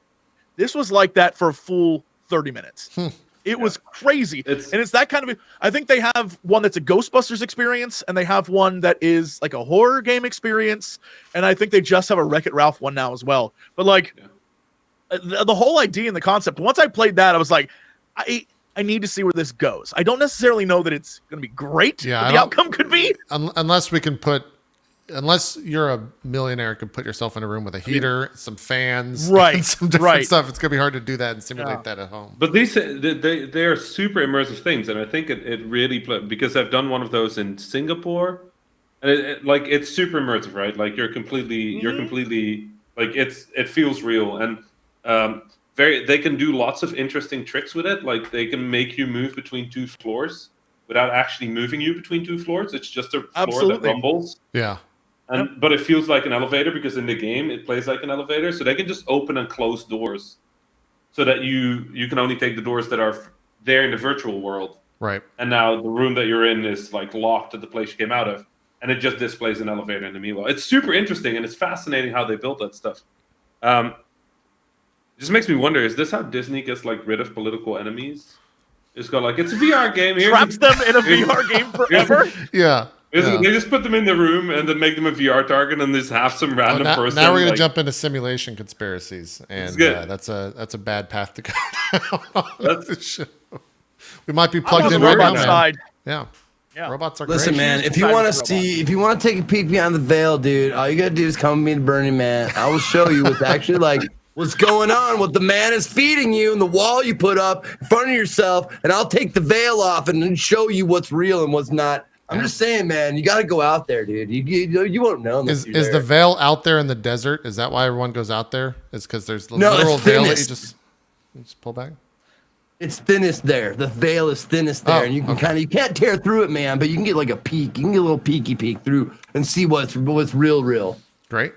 They Please should don't. sell VR tickets to Burning don't. Man so that you don't I actually have just- to go to the desert. I'd buy one of those. I'd be into it. I just want a VR app where Zeke just tells you stuff.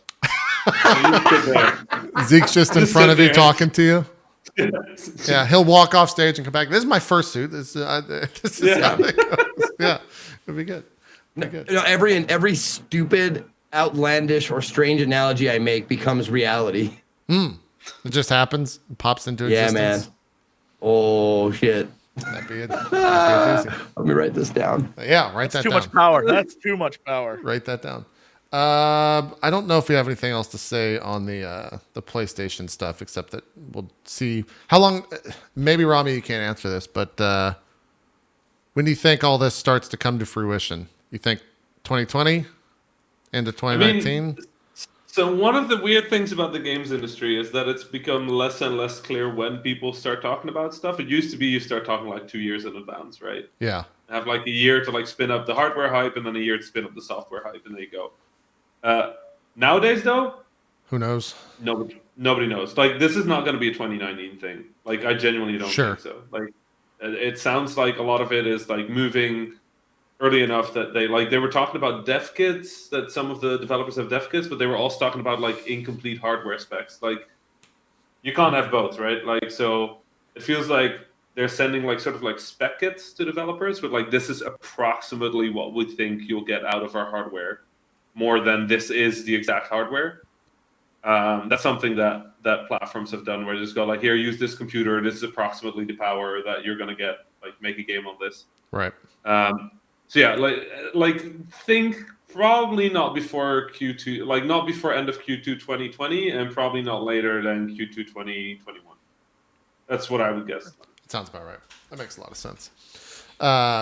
Real quick before we jump to the break, Microsoft is out there. They launched a new console yesterday. Apparently, we'll be launching one in May. Another fucking SKU called the Xbox One S All Digital, or what everyone else is calling it, the Xbox One SAD. And it's an all digital console. There's no CD thing in it. It's all digital. You just plug it into How the does Ethernet. Microsoft keep fucking up their I don't names? know. They need someone. They need to go hire someone from the internet to sit there Like, and this is- poke fun at their names before they launch. Is this literally stuff. just like X-Bone sad? Yeah, it's the X-Bone SAD. Oh, sorry, the X-Bones. The X-Bone SAD, because there's an S. It's the Xbox One S all digital. Or no. I'm No, dumb. X-Bone's sad. Yeah. Yeah, something like that. Yeah. I don't know Yeah. how this keeps happening. I'm just curious, is this them testing the waters to see if something all digital makes sense and that will people actually buy it? Or like what need does that, because if games are 50, 60 gigabytes now to download, you have to have a pretty good connection and you have to not be data capped on a monthly basis, et cetera, for this to even be something feasible for you to own. Like what? Yeah. It's kind of, I look at this and I'm like, that's a crazy thing to consider. A discless console that exists that you can buy. I mean, on the one end, yes, but like on the other hand, like there's enough places throughout the world in which that is totally feasible and not necessarily a thing that would be a problem. Like I think not necessarily testing the waters. I think they have the numbers, right? Like Sure. we have the numbers on how many games get downloaded digitally. We have the numbers on how many games get bought on disc. Those numbers have looked like a long time. Like a lot of people buy exclusively digital nowadays, right? It's not a new thing. And even on slow connections, they'll do that Right. because preloading games is awesome. People love doing that sort of stuff. Like there's a lot of reasons to go digital only. I'm gonna guess internally at Microsoft, they looked at the numbers and went like, well, I guess not a lot of people are buying games on disc, so we'll just do a digital only version. And I honestly can't really blame them. Like, I understand that there's places in the world where the connection is bad, but I would be surprised if the split isn't going to be that Xbone SAD is going to be in these territories and the Xbone S are going to be in this territory. Right. Yeah, I mean, the easy meme here is like, oh, just buy a PC, because that's exactly, like, most PCs don't even have CD drives anymore. But like, is this Microsoft getting closer to eventually just saying like, all right, the Xbox brand is a first-party developer, and we develop games for the Xbox console, but also the PC, and it's just they release on both platforms, like across the board. Haven't you noticed that they've been trying to put Xbox Live on everything? Yeah. Oh yeah. They're trying to put it on Switch. They're trying to put it on PC. They're trying to put it on everything. I think they're not moving to being a first-party publisher for Xbox. I think they're trying to make Xbox a service. Right. Like, that seems to be the long play. The long play seems to be you don't buy an Xbox device, you pay for an Xbox service that will play your games. Like, in that regard, I think PlayStation is staying the closest to what we know as gaming right now. I'd agree. They're the company that goes, okay, you buy a game, you put it on a box, you play it. I think Nintendo in that regard is also, like, it's playing with mobile, it's playing with Switch, it's playing with, like, collaborations. They'll stay Nintendo, right? Like, I don't think now Bowser took over yesterday. They're going to burn down the whole place. Right. But I think Microsoft is playing for the Stadia game, right? And they have that. They have Azure. They have one of the largest server infrastructures in the world. They can move to being a server. They can actually challenge them. Yeah. Yeah, PlayStation can't do that. They tried with whatever it was called, Gaikai. PlayStation Now was Gaikai was PlayStation Now, right? Or were those two? Yeah, they bought Gaikai and made a PlayStation Now. Something like that. Yeah. That worked okay. But like Azure, Amazon, Google, they have the infrastructure to do this. So I genuinely, if you had to ask me, like, where's Microsoft in 10 years? I think Xbox will be on your PlayStation. You just blew some people's minds, man. Yeah, I know. Dude, the people like Sega, same thing. Right, like Sega and Nintendo were like rivals and shit. Now Sega is on Nintendo. There goes my Twitter DMs for the next few hours. Yeah. This is going to be great. Well, you're not looking at him anyways. I saw your tweet. That's true. Yeah, I mean, I guess one, if you compare it to what Sega did, like Sega did it out of necessity to continue as a company, and Microsoft will do it to actually like prosper as a company in that sense, because Sega died. I think it's a similar thing because Xbox has been okay. I'm going to ask you questions rather than make a statement. Okay. Okay. Good. Yes. Pass the blame on someone else. It seems like Xbox in the console race has been sucking hind titty for a long time. Is that true? For this generation, I think that's pretty agreeable upon. Yeah. Like behind the three big names, Sony, Nintendo, Xbox, it's been in last place for a while, right? Well, this entire generation, they got destroyed. Yeah, the Xbox One launch was a gigantic disaster. Okay. And it never. And that's what I'm saying. Like, in the fashion of Sega, that kind of went the way of the dodo for like it was going there. So you saved like the Xbox name. It seems like a viable way. Yeah. Yeah. It makes, I think, this E3 where Microsoft will be present with the Xbox, whatever the new stuff that they're doing. I think that much more important and that many more eyes will be on them because of that. So every time somebody says Xbox E3, I just have to think like the biggest missed opportunity in the history of all E3. Do you remember like 2 years ago, they had that car that came from the ceiling? Or during the Forza stuff, yeah. It's during Forza. Yeah. This beautiful car came from the ceiling. Yeah. 4GT, I think they lowered it down. Yeah, and then they brought it back up, right? And like then after that, where the car was, there was this guy, and I just thought like if they just drop the car from the ceiling and kill this guy, and then just fade in the Hitman logo, I would buy that shit. Like, and I'm just like, I'm so upset that I didn't do it. Okay, so all right. Good pitch. sex stuff, Good you're pitch. like, whoa, but straight up murder, you're like, let's do that. Let's do straight That's up murder. America. That's America. That's He's our influence on Americanized. the He's not world. American. Yeah, He's not American, but he's Americanized. You know? He's Americanized. Yeah, maybe. Yeah, maybe. Violence This is in gonna- McDonald's. Welcome. This is gonna be some headlines. Like Rami's sad Xbox guy did not get murder. Is PlayStation killed? Well, I mean, you just what wrote I it mean. for them, so this is your just fault. read that. Yeah. I would just write the headline: Rami wants Xbox dead. Jesus Christ. Oh God, Jesse, any thoughts on the Xbox stuff going all digital? Where do you see them as a company or as a I brand? was just looking up. I was trying to find information because I don't. This might be one of those things that I just don't know the answer to, but I feel like Switch has sold less than Xbox. No, Am I I think right in that's saying that? Is that accurate? I thought it was completely the other way. I thought Switch has sold a fuck ton of units. I don't know. I think that might just be our perception because a lot of people like Switch, but I don't know that they've sold more than Xbox.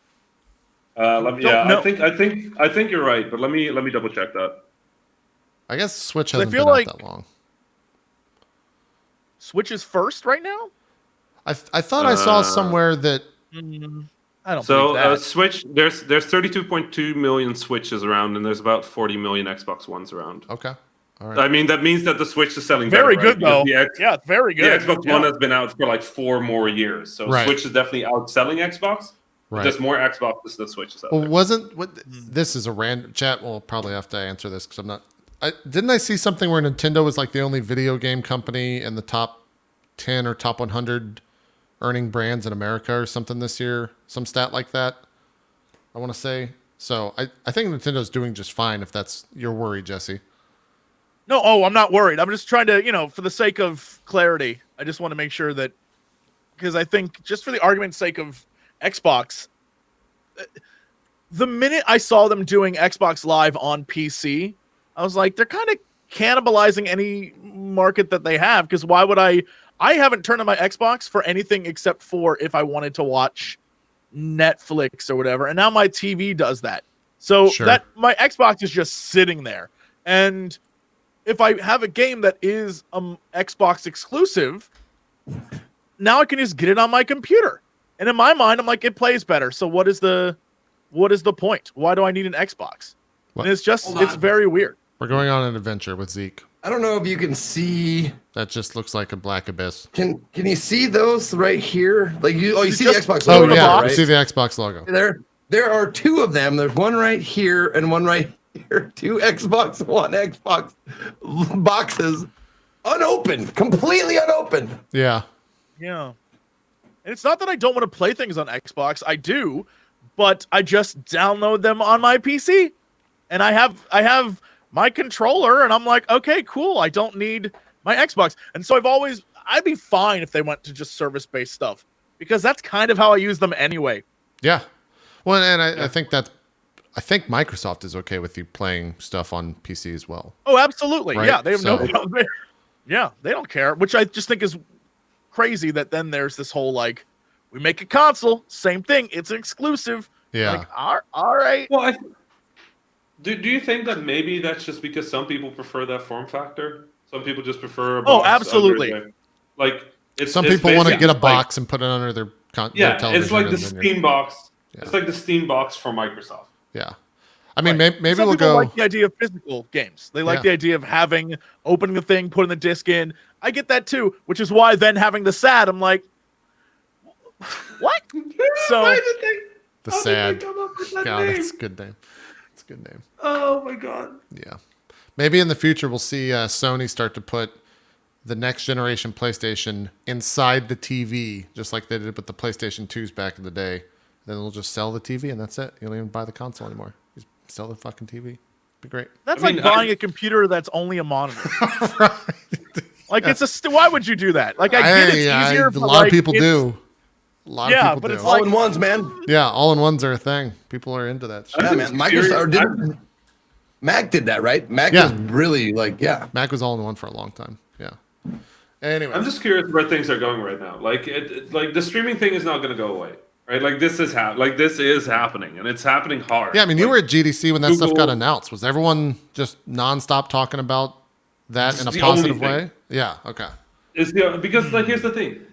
One of the reasons we were talking about it wasn't positive, which is we have no answers, right? They announced a thing and then told us, yeah, it's a thing. And we're like, okay, what is the thing? And they're like, it's a thing. And like, well, how do we earn money with the thing? And they're like, it's a thing. And we're like, oh, but what's the business model? They're like, it's a thing. And we're like, okay, listen, can we know anything? And they're like, oh, it's a thing. So there was a lot of discussion about what it would be. Mm-hmm. But like in general, I think what is true is that now this technology exists. Like, let's put it this way: I'm a firm believer in that capitalism is the reason a lot of shit happens, right? Now let's look at things like from a very economical perspective. If you don't have to make discs, and you can sell to people as they're watching on Twitch or YouTube or whatever, right? And there is zero friction between buying a game and playing a game, and it is literally in your browser on any device you want. And it means that you, as a publisher or developer, have full rights, right? No DRM needed. Right. Piracy non-existent because the game literally runs on your server. Yeah, of course, every company is going to invest stupid amounts of money in that. Right. That's Like it's like the publisher's it's dream. like the golden grail of like what they want: full control over how you play your game, where you play your game, full insight, full analytics, full data, it's exactly what they want. So why would they not? Like this is going to be a thing, and the having a physical game, being able to mod it on your computer, being able to download it on your computer, being able to, bring a disc, like that's not like it's cool, but it's not where a lot of these large companies want their games to be. Like you'll see indies launch outside of that, but it just kind of doesn't make sense for AAA to do it. They'll transition out. I think everybody will transition out in the end. But there's a reason it's being pushed. It's not because it's necessarily ready, although what I've seen so far is impressive. It's not that it's ready, it's that it'll make money. Sure. So they'll make it ready. They'll make it be ready. They'll make it be ready enough. Right? And that's how the world turns. And it's not something I necessarily like, but hey, as a game developer, we're used to big switches and big shifts, and the medium just kind of turning itself upside down every few years. Like, I'm also excited for stuff. Like, there's a lot of weird shit you can do if your game is in a browser. Like, I've been brainstorming a lot of silly stuff already. Sure. But I mean, it opens up a bunch of doors, but for people that are playing the games, the consumers, it shuts a lot of doors, which I think they're going to have to, put that in a pretty bow and say like, hey, here it is for $10 a month or something like that, right? Like do what Disney just did and sell it for a shit ton less or something like that. The thing is, it sells. You know what the thing is? Honestly, you know how the games industry loves games and gamers?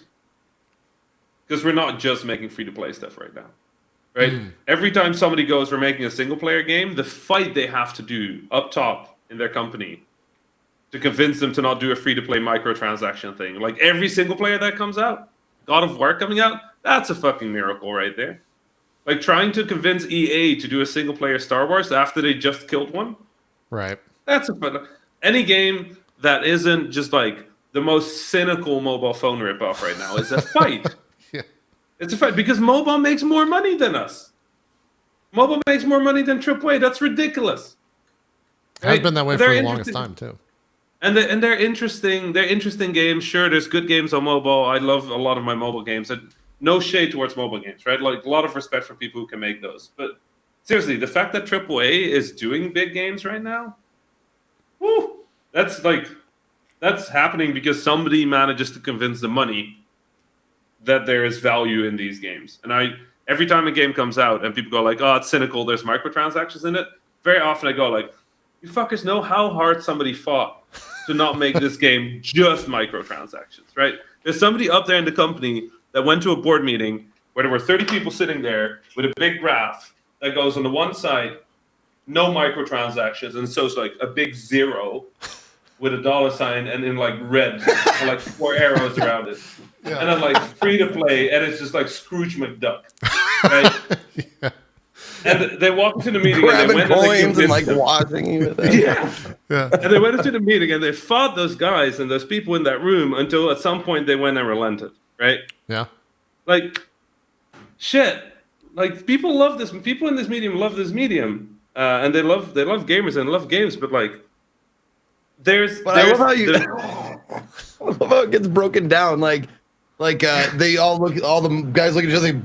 But money good, right? Money is good. Yeah. No game, money good. Money good. Let's not do this. But like that's the thing. Like I don't want to go in too much around because there's 4 of us here. Can I take 2 minutes? Yeah, by all means. Yeah. You don't have to Yeah. ask. No. What the fuck? Like what? We're not going to say no. So- Feel free. So here's the thing. This industry right now is under a lot of weird pressure, right? Prices are down. People are paying less for games because sales do well. And bundles kind of went away, but people still expect sales. So people are spending more money but buying fewer games. At the same time, they're playing fewer games and they're playing them for longer time, right? So everybody's kind of shifting with that. Twitch makes that games that are replayable are generally more profitable because they get streamed more. Streamers tend to play what people watch. So a game that you can play 100 times and get good at is generally more interesting to people than every time playing one game, unless you have such a good personality that people keep coming back no matter what you're playing, right?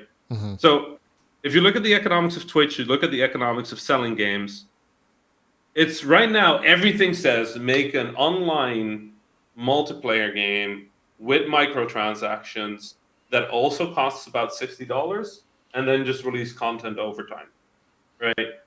That's the best game you can make now economically. At the same time, you're seeing a lot of problems in the games industry with layoffs and people getting fired and crunch and I don't know what. You know why that is? It's weird because people say, oh, because these companies don't make money. No, all these companies posted record profits last year, right? Like with few exceptions that were just mismanaged. All these companies are making more money than ever. You know what happened? Fortnite happened.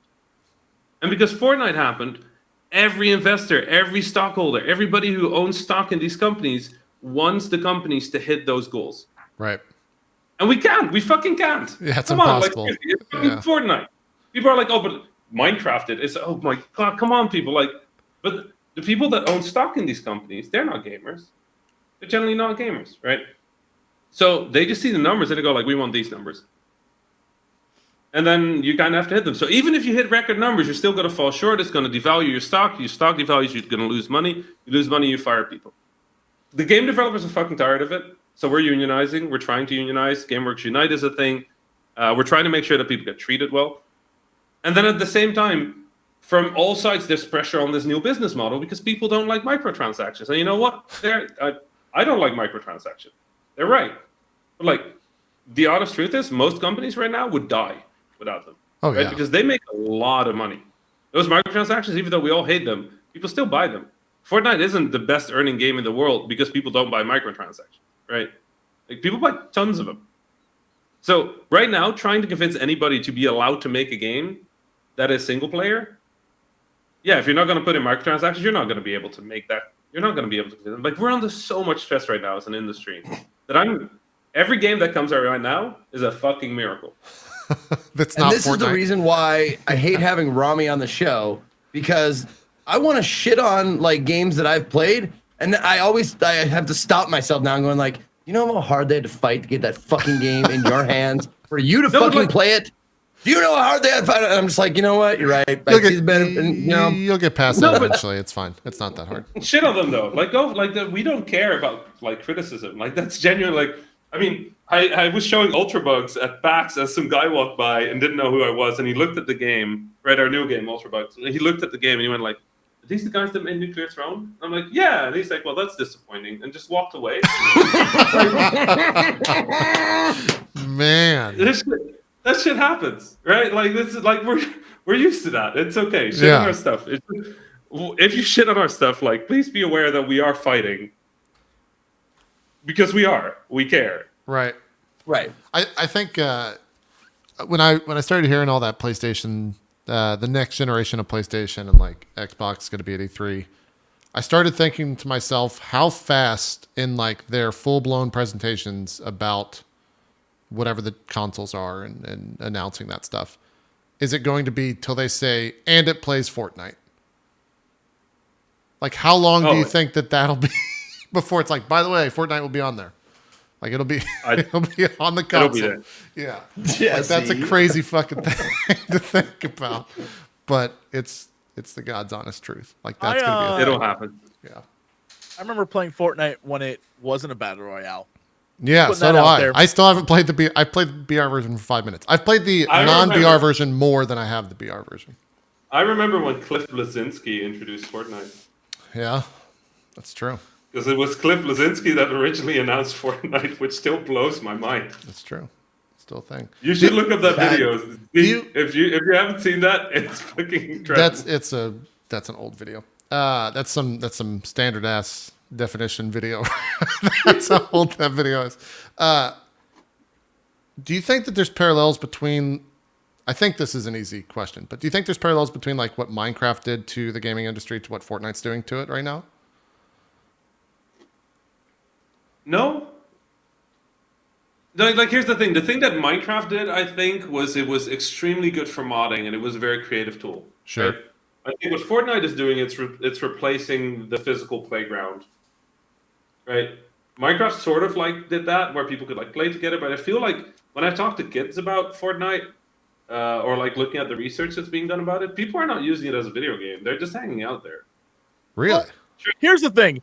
You're looking at it as like a human being who is trying to get to the bottom of like, oh, why did they love Minecraft? Why do they love Fortnite? You're looking at it in a very like reasonable way. I think most people saw Minecraft and were like, how do we make a game where you build shit and get a ton of money? Just like when they saw Warcraft, they were like, how do we make an MMO and get a ton of money? Just like when they see Fortnite, like, how do we make a battle royale and get a ton of money? Or when they see League of Legends, how do we make a MOBA? The trends are like, oh shit, no one ever does what you just did, which is like, Well, at least the suits the reason don't. why they exactly, but Yeah. the reason why people went to Minecraft wasn't always about like, we're gonna dig for shit. Like, it was a community and people went there and they like built stuff together and they had like goals and they like modded the hell out of stuff. And you're absolutely right with Fortnite. Most of it is people hanging out and having a good time, not like trying to be the best like winner, right? It's a different experience and no one sees that shit. They're just like, all right, we have maybe 3 months to get this battle royale up because like we need to capitalize on this trend. And it's like, time out. That's not what it's about. So Yeah. Yeah. Yeah. I know. I'm like the one thing they're doing that's similar is they're raising expectations for how much money a game can earn, and that's costing us right now. Wait, repeat that statement. I missed Like it. the only thing they're doing is they're high the expectations for how much money we earn as games, and that's hurting us as an industry right now. You Oh, can't blame yeah. Fortnite for making tons of money because like they deserve it, and I like Epic, and I like what they're doing with the Epic Game Store, and there goes my DMs for the next 3 hours. But Well, and yeah, they're bringing in like brand new eyes with brand new bags of cash, and the brand new eyes look at the bags of cash or look at like the money Fortnite is making, and they're like, I have a small bag of cash. Make Fortnite for me. Yeah. Yeah. Sure. Right? the chat is real fun to watch right now. Oh yeah. No. The whole Epic Game Store. oh, you're done. You're is- done. I'm so sorry. You're done. Yeah. Yeah. Cut him off. He's done. Yeah. Can I make one case for the Epic Game Store? I don't know if you want to, but yeah. We've talked about it before on the show for sure. Both Right. to and for it. It is very simple. We had, let me keep digging. I actually have a golf club in the back of the room here. That's not what you dig with. It uses a shovel. I mean, I would have to because I have nothing else. Okay. All right. Sure. You use what you got. I know- get it. I understand. I have that golf club actually because when we got our first dev kit, the company sent us a message and they were like, "Hey, is this office secure?" See, Go ahead and talk, Rami. I'm waiting. I'm waiting to put you out of your misery just in case. You know, I gotta protect the show. It's an airsoft gun. I just want you guys to know that. Yeah. But I did crack a monitor Fucking with it, so it is Christ. dangerous. The dev kit that we got sent, they were like, "Is the office safe?" And we're like, "How do we prove that?" And they're like, "A photo." And then JW, my co-founder, went and brought a golf club. and we put it prominently in the photo, and we said if somebody breaks in, we can defend ourselves. And then we got the dev kit. So I guess that is like Sure. good enough. Golf clubs work. Epic Game Store. Epic Game Store. Here's the thing. Steam is great. I love Steam. Huge fan. Here's the thing that's not great. They're literally the only one. And I know people argue GOG and Humble and like whatever, like bullshit. Like they are great stores, but like it's Steam. Steam is the PC games platform. Okay. Now Steam does a bunch of things right and it does a bunch of things wrong. Right? And some of the things that they do right are for consumers. Some of them are for their other group of consumers, which is developers. Right? We're also consumers of Steam. Same thing is true for things they do poorly, which some things are poor for developers, some things are poor for consumers. Having a competitor is necessary. It's about time, right? It's about time that there is a competitor. Now, here's the problem with that. If you are competing with Steam, I see a lot of people in this discourse and they go like, oh, well, why don't they get all their functionality ready? Well, you know why not? Because it takes 10 fucking years to get to where Steam is. Steam has, for every game that released on Steam, there is a community out there. There's the fans of the developer out there. There's the Steam forums out there. There's all this stuff that is 10 years of advantage, 10 years of backlog, 10 years of library, 10 years of games that you've bought in a humble sale and never played because Steam was smart. Those fuckers were real smart. When you buy a game in a humble, they gave us as developers free keys. We could give free keys as much as we wanted for every sale we did. You know why? So that everybody had their games in their Steam so that if there was ever anybody like ballsy enough to try and compete with Steam, then everybody would have their backlog in the library and they wouldn't switch over, right? They've been doing that this was smart, right? Now here's the thing. If you want to compete with Steam right now, you need a reason that nobody else has to go to Steam. Because yeah, they can have achievements, they can have forums, they can have leaderboards, they can have the exact same functionality as Steam, but you know what they won't have?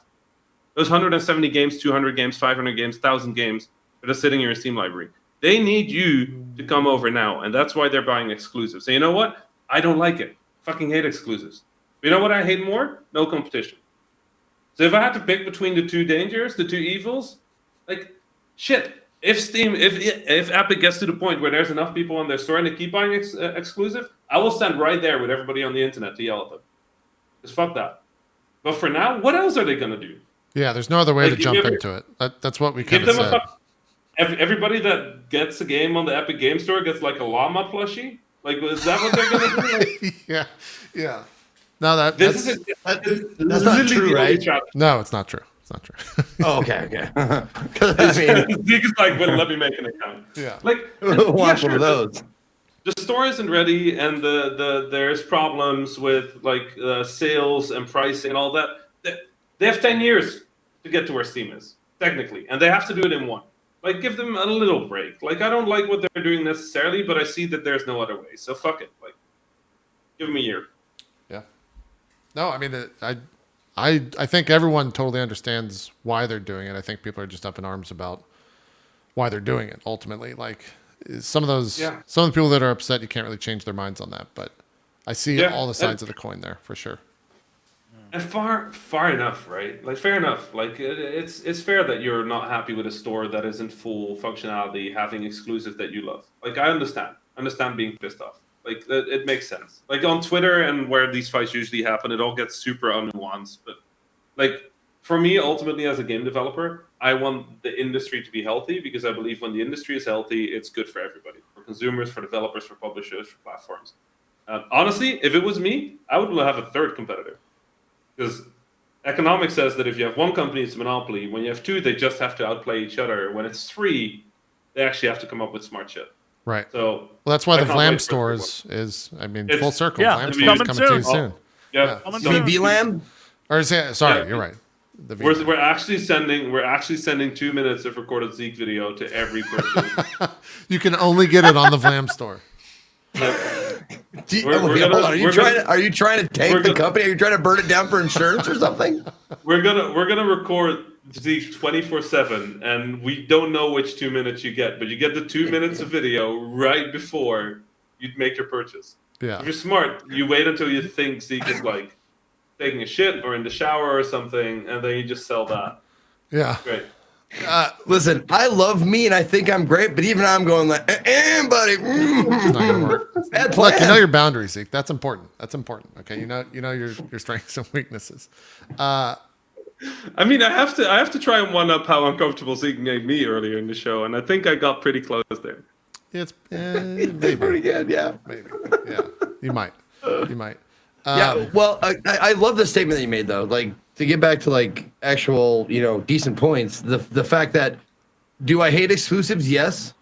But is competition good for everything? Also, yes. Like, and it's also, I'd rather have the competition and keep the exclusives, like Rami said. I totally agree with that.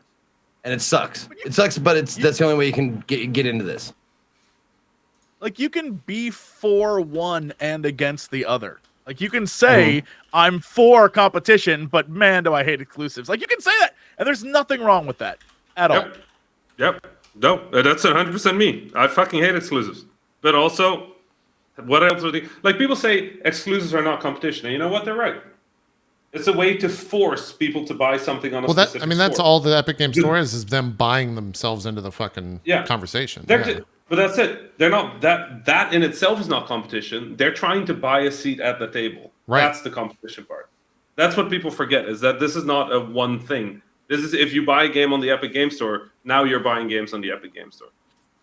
Well, there was a good point to steal what Jess said. Like, there's a good point made in chat that I would like to bring up. Because you were saying that beforehand. Well, I don't have chat up because, like, yeah, you made a good point in chat. I don't want people to do that.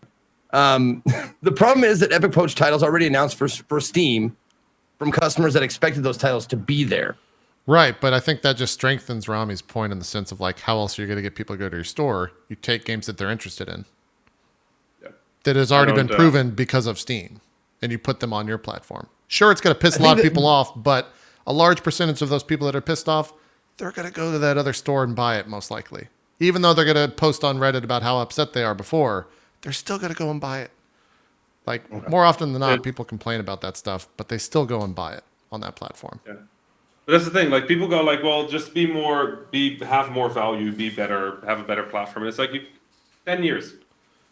There's 10 years they're 10 years behind. They're like 500 games in your backlog behind. Like, it's not that simple. If it was just having a better service, honestly, come on. GOG has a great store, great launcher, right? A great platform. They don't stand a chance. Humble doesn't stand it. None of these stores stand a chance. All of them tried the same thing: be better value. It's not enough. Yeah.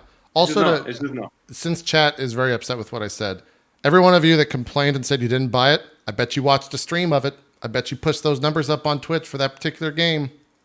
Still supporting it. Maybe you shouldn't watch it and complain in the chats because it still supports the game, dude. You know what? That's my favorite thing about the Sekiro discussion. I fucking die at the Sekiro discussion. People are like, you shouldn't do accessibility because I'm like, you fuckers watch it on stream. That's the easiest way of interacting with Sekiro. Sure. You sit back and watch some other fucker get good at it. And you go like, no, accessibility. Like, that's a good point. Like, no, bullshit. Get out of here. I'll stand no for that. I'll stand no for that, dude. I will stand no for that. That's good shit. I love it. Yeah. Because I'm the same. I'm like, dude, make it accessible for whoever the fuck you want. I don't give a shit. I'll play the hardest mode, and if it's too hard, I'll jump down one. Yeah. Fuck's sake. That's a whole silly discussion. Whatever. Silly that the discussion even exists and that there's arguments on both sides of it. It should just let it be. That's all I say. Agreed. But that was a fucking awesome point there, Rami. It was a really good job. Yeah. We could take a break, or we could just go for 50 more minutes. I'll let you guys. This is choose your own adventure. Drop frames. Wow. This is to you three, not chat. I'm not asking. Oh, you tell me. No matter what, I'm gonna go pee because man, I gotta pee. If you gotta go, but I don't care. You guys can talk. Live Let's your just lives. keep going. Let's just keep going. I'm an old man. I gotta go tinkle. Is everyone gonna? Let's go and. Okay, it's just me and Rami. It's just. Okay, go in shifts. Okay, Jesse. When Jesse comes back, I'll go. Yes, that works. That's great. Are we taking P shifts? Yeah, I think we're doing shifts. This is Crunch Time Drop Frames edition. Then I have to be. Then I have to be out. I can't support Crunch anymore. Shit. I mean, well, Rami, I'd like to buy you exclusively as a Drop Frames guest to only be on Drop Frames podcast here on the Drop Frames show. So can I still make video games? Yeah, if you tell everyone to check out the show at the end of in the credits, then yeah. Well, Right. the thing, everybody, JP, everybody watching, please watch Dropped Frames. There you go. Thank you. Well, no, in it. I mean, it helps now, but also you didn't define that, so I'm just gonna take that as that's just going to be our bumpers at the end of the show. So, dude, JP, we have been fucking up this entire time doing this show. have we? We should have taken a lesson because my buddy is a local radio DJ, and every single celebrity, musician, or whatever he has on the show, they do a bumper, they do a fucking drop. Yeah. We should have had every single guest do a drop like, hey, this is the Rami. Don't forget, you're watching Drop Frames. Come tune in every Wednesday. I love this show. Or blah. And just do like a bumper drop. In the lexicon of guests, we really don't have anyone that we can't reach out to and say like, hey, you should say this. While they're on the show, though, like. Sure. Yeah. My bumper would be like, this is their Rami. I really hope Drop Frames doesn't derail as much this week. Okay. Yeah. Okay. Well, you can say whatever real thing is on your mind. Well, I'm talking about people who like some every once in a while we'll get a guest on who ain't shit at the time, but gets like super like Brendan, like player unknown.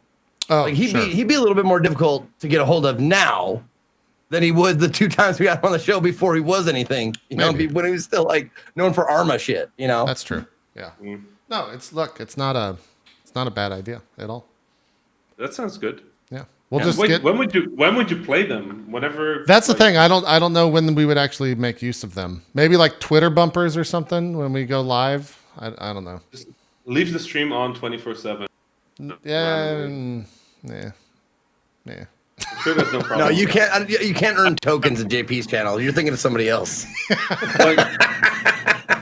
It's I true. have to say though, I'm producing my first live stream production soon.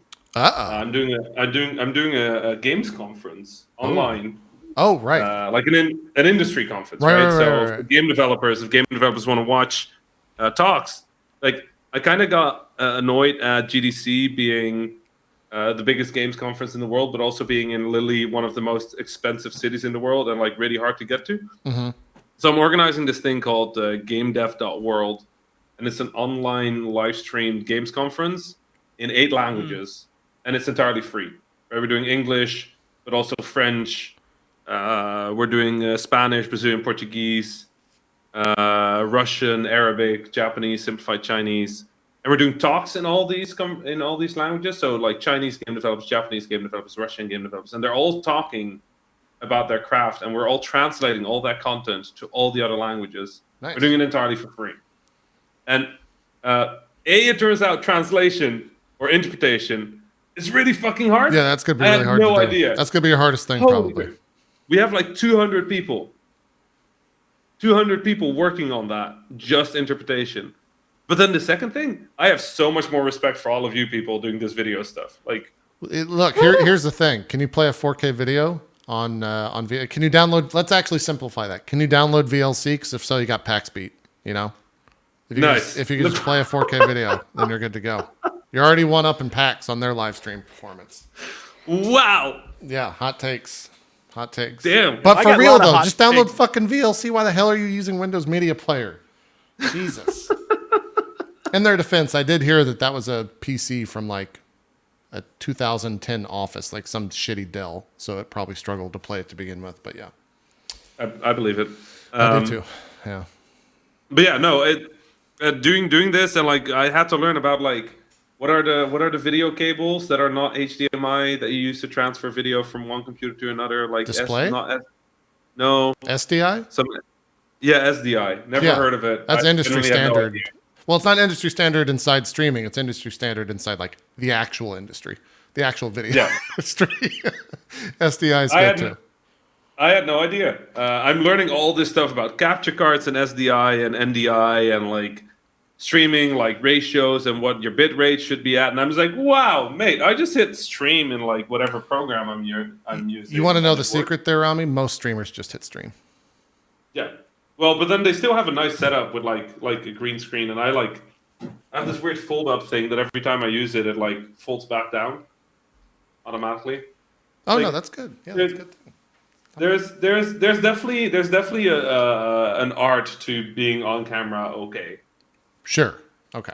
Yes, I'll agree with that. I'll agree with that statement. A lot A lot of respect there. Yeah. I said there was a lot of news, and so far we've talked only about that. Jesse, I'll give you a chance for ranting. How do you feel about the Star Wars game? Oh. The Fallen Order? The Fallen Order. Yeah, cool. I'm excited. I'm a big Star Wars nerd, so like any and all Star Wars is good for me. And yeah, I'm excited to see. I think one thing, even though everyone and their brother has opinions on Disney, I think one thing they do very, very well is they connect everything. Like everything that when they said like we're restarting canon, we're making here's everything that is currently canonical in Star Wars and everything they've made since then, everything connects to everything. So there aren't just like one-off things that you're like, oh, I had a fun little Star Wars. Like when you're in it, you're experiencing a thing that in some way relates and influences other things. I think that's really cool and it's fun. So this game, seeing what's in it, I'm like, all right, oh, I see you, Inquisitor. Like, oh, I see this. Like, oh, okay. And I love that stuff. And so I'm excited. Single player is always my preferred type of game, especially right now in my life. And I'm hoping it is, I think I've discovered in the last, 4 years that if a game can be 8-ish hours, that's the perfect length for me. Anything longer, I love you open worlds. I love you crazy games that take 52 hours to complete, but I simply can't invest the time anymore. And so like a good story condensed in like an 8-hour thing, that's the shit for me. And so I'm really excited that we'll get like a solid Star Wars story, single player that's like, oh, you're a Jedi and we're going to do some crazy stuff and it's going to be fun and it's going to continue the things that were in shows like Clone Wars and stuff or Star Wars Rebels, stuff like that. And I'm down for that. For me, that's great. That's very, that's like a solid gameplay experience for me. Now, obviously, if it's a great game and it's a 12-hour game, great. I'll love it even, I won't hate it. You're not going to complain if it's longer, Yeah, it doesn't matter to me, like, the overall length. But if it's something that isn't just, like, filled with stuff to make it seem like a longer game, that's what I'm like, I'm checking out, and I'm like, oh, boy, here we go. And so, yeah, I hope it's as good as EA promises, but I feel like as a fan of a lot of games and game companies that were bought by EA, like I love Dead Space 1 and 2. Those two games, God bless them. I think they're amazing. I love all the old BioWare classics, like all the things that like at a point in time in my life I loved. And yeah, EA tarnished that, but I have to believe that there can be good things that can still exist and come out of there instead of being like most people's like EA only makes trash. Like I would never go that far. I just believe that my hope is that we'll get something amazing. Do you think Respawn is one of the companies? I'm trying to think of others within EA that might. I think BioWare did at one time, but I think Anthem and all of the stuff that has happened with Anthem has kind of pushed them under the umbrella. But do you think Respawn stands outside of EA in the sense of like, if it's a Respawn game, it's a Respawn game. It's not an EA game. But if it's a BioWare game, it's like, oh, but that's the EA BioWare. You know what I'm saying? It doesn't stand out far enough that they don't have to post a thing that says no microtransactions, single player. That's a fucking weird thing. The jackasses that invented a lot of that stuff are out there, but like no microtransactions, no DLC. They're so connected. Yeah, you can get as far away as you want, but if you're connected to EA in even the littlest bit of way, then you're gonna have to answer for them. And I don't think it's fair, but that's life, man. Sure, you are connected. You got to respond to what people are gonna criticize you for. And so, I'm constantly hoping that we'll get that next great BioWare game. We'll get that next amazing Star Wars game out of EA. Like, I want that to happen. I don't want to see companies get shit on and then close down. Like, I always think back to this. I love Dead Space 1 and 2. And I even like Dead Space 3, but to watch them close down as a company, you're just like, this sucks, because I want that Dead Space 4 that is like, okay, we heard your criticisms for 3. We're gonna bring back the scares and we're like fix stuff. And you never get a chance to see that. And it's heartbreaking for me. And so I'm constantly just like, let him have that chance to make this comeback and like take feedback and really make something amazing. And so after all the bullshit problems we have with EA Star Wars games, I would love an EA Star Wars game that isn't shit so that we can then like be like, I'm happy about Star Wars for a little bit. I'll take my 2 or 3 weeks of just being in the Star Wars zone and not have to worry about bullshit drama and everyone's thoughts on like, well, I don't know if that starship could travel at hyperspeed. Like, I don't give a fuck. I just want to play Star Wars and enjoy and live in another galaxy for a couple weeks. That's it. And so, like, that's where I'm at mentally. And so I hope we get something amazing out of them. But who knows? I could be horribly let down. But I've been let down before. And so you just got to, like, wish for the best. You probably followed... I don't... No, go ahead, Zeke. I don't say this very often to you, Jesse, but like I've always admired how you can be like an uber super nerd about something and not be overly venomous in regards to that. Like, you are a Star Wars fan from start to finish. Like, that's the end statement, like that kind of thing. And the way you talk about it with such love and such, passion without like being like overtly malicious to people about their opinions about shit like that is, I mean, you have an opinion. Yes, you're an opinionated person, but I don't see you attack people as much as a lot of nerds of your caliber would.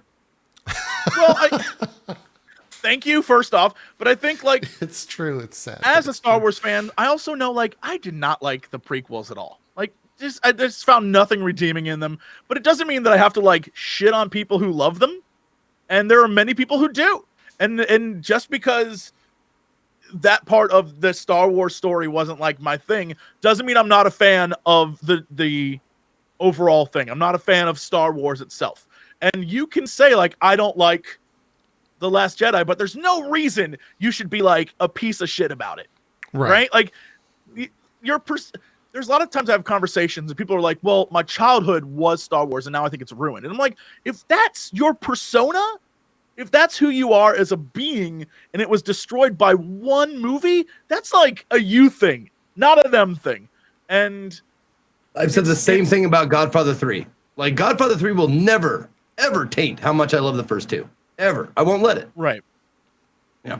And it can be said for anything. If you're a fan of something, you don't have to be a fan of all of the thing. And you don't have to justify yourself to anyone, and you don't have to explain why you like one thing over the, like, you could be a fan of a show and not like a lot of things about the show. You could be a fan of a game and be like, well, I have some problems with it. Like, it's fine. It's totally okay. And I think one of the biggest things, especially for gamers, is that we take a lot of stuff, like, we come up with reasons to hate things. Like, if there's, like, we will I think find that's just people, not necessarily. You don't have to put that You're under right, the you're gamer umbrella. Yeah, that's social media right there. Fucking Rami. That's truly moves back. That's truly. Did you what it is unfocus sometimes. your cam as well, Rami? Yeah, that's how much he didn't want to be involved. He didn't want to be. I think my camera self-unfocused there. It's like, nope, Rami, shut up. Yeah. No. Rami's got some Yeah. stuff. He's Iron Manning his webcam, so whenever he doesn't want to be part of the conversation, he just... No, like, here's the... Sorry, go ahead. No, go for it. I'm gonna let you say whatever you got to say. Here's the thing. Like, one of the things that I've always been sad about recently is that there's this weird idea that the only way to make good stuff happen in the games industry is to hate on stuff that you don't like. And I think I don't know if this is something that maybe I'm just getting old or something. Maybe this social media thing just ain't for me. But, like, I always believe the way you get stuff you love is by celebrating stuff you love, right? And doing it unapologetically. Like that video from the Star Wars guy that was going all around Twitter yesterday. We just, like, burst out in tears watching the trailer. Yeah, That's how you get more Star Wars stuff, right? That's how you get more good stuff. And, like, shit, just the amount of game developers I talk to that are scared of being on social media is heartbreaking. And the amount of times where I hear this, like, notion that we all hate each other in the games industry, like, come on, I was at DICE and, like, God of War won every possible award ever. And then afterwards you see Phil Spencer and Barlog just hanging out, taking a photo together, and just like celebrating that a game won a thing, because we're from like a time in which games weren't a thing to be celebrated, right? Like we're from a time where games were something you spit on or laughed at or like made jokes about. Like we weren't like the defining media of our time. Like we're just happy that we're here. Come on, like look at this industry. 20 years ago, I was growing up on a playground. Like playing games was enough to destroy your reputation, right? Yep, You had no absolutely. friends left. True. That was it. You're done. True. And now we're like, if you're on the playground and you're not playing Fortnite, that's almost weirder than you're playing Fortnite, right? Like games are the global medium of our age. Like we have the Game Awards, which even though we always make fun of it a little and there's always something to joke about, like, come on, we have a show that is huge just about this medium and we build it ourselves. Right, like we did that. Like we can celebrate the good without trying to lock down what we don't like. We don't have to not have what we don't like. Just let other people have it. Yeah. It just makes me sad to hear a developer go like, oh no, nah, social media. If I say something bad, I'll get destroyed. I might lose my job. It's like, fuck. Like every time I hear it, it's just so heartbreaking because like I'm on Twitter and like honestly, yeah, I get shit. Like you've seen my mentions, you've seen the discussions I get into. Sometimes it's my fault, sometimes it's not. Sometimes I try to defend the industry or try to explain why things in the industry happen, and it sounds like it's my opinion. Like I just try to explain. That's what I do on my Twitter. But like, I have a great time on social media. I have a great time on shows like this with the audience. Like in general, I go to PAX. Like in general, the audiences for games are awesome. Yes. Supportive, passionate, like opinionated, but like fair and honest, and they care. They care, right? And then it's just sad to know that there's part of that audience that is so loud and so visceral and so intimidating to developers that they now choose to not participate in that. I will say this though, the thing that I've realized between social media and actually going out is that people will travel great distances and go through a lot of like shit, spend a lot of money to meet someone and tell them that how much they love their stuff.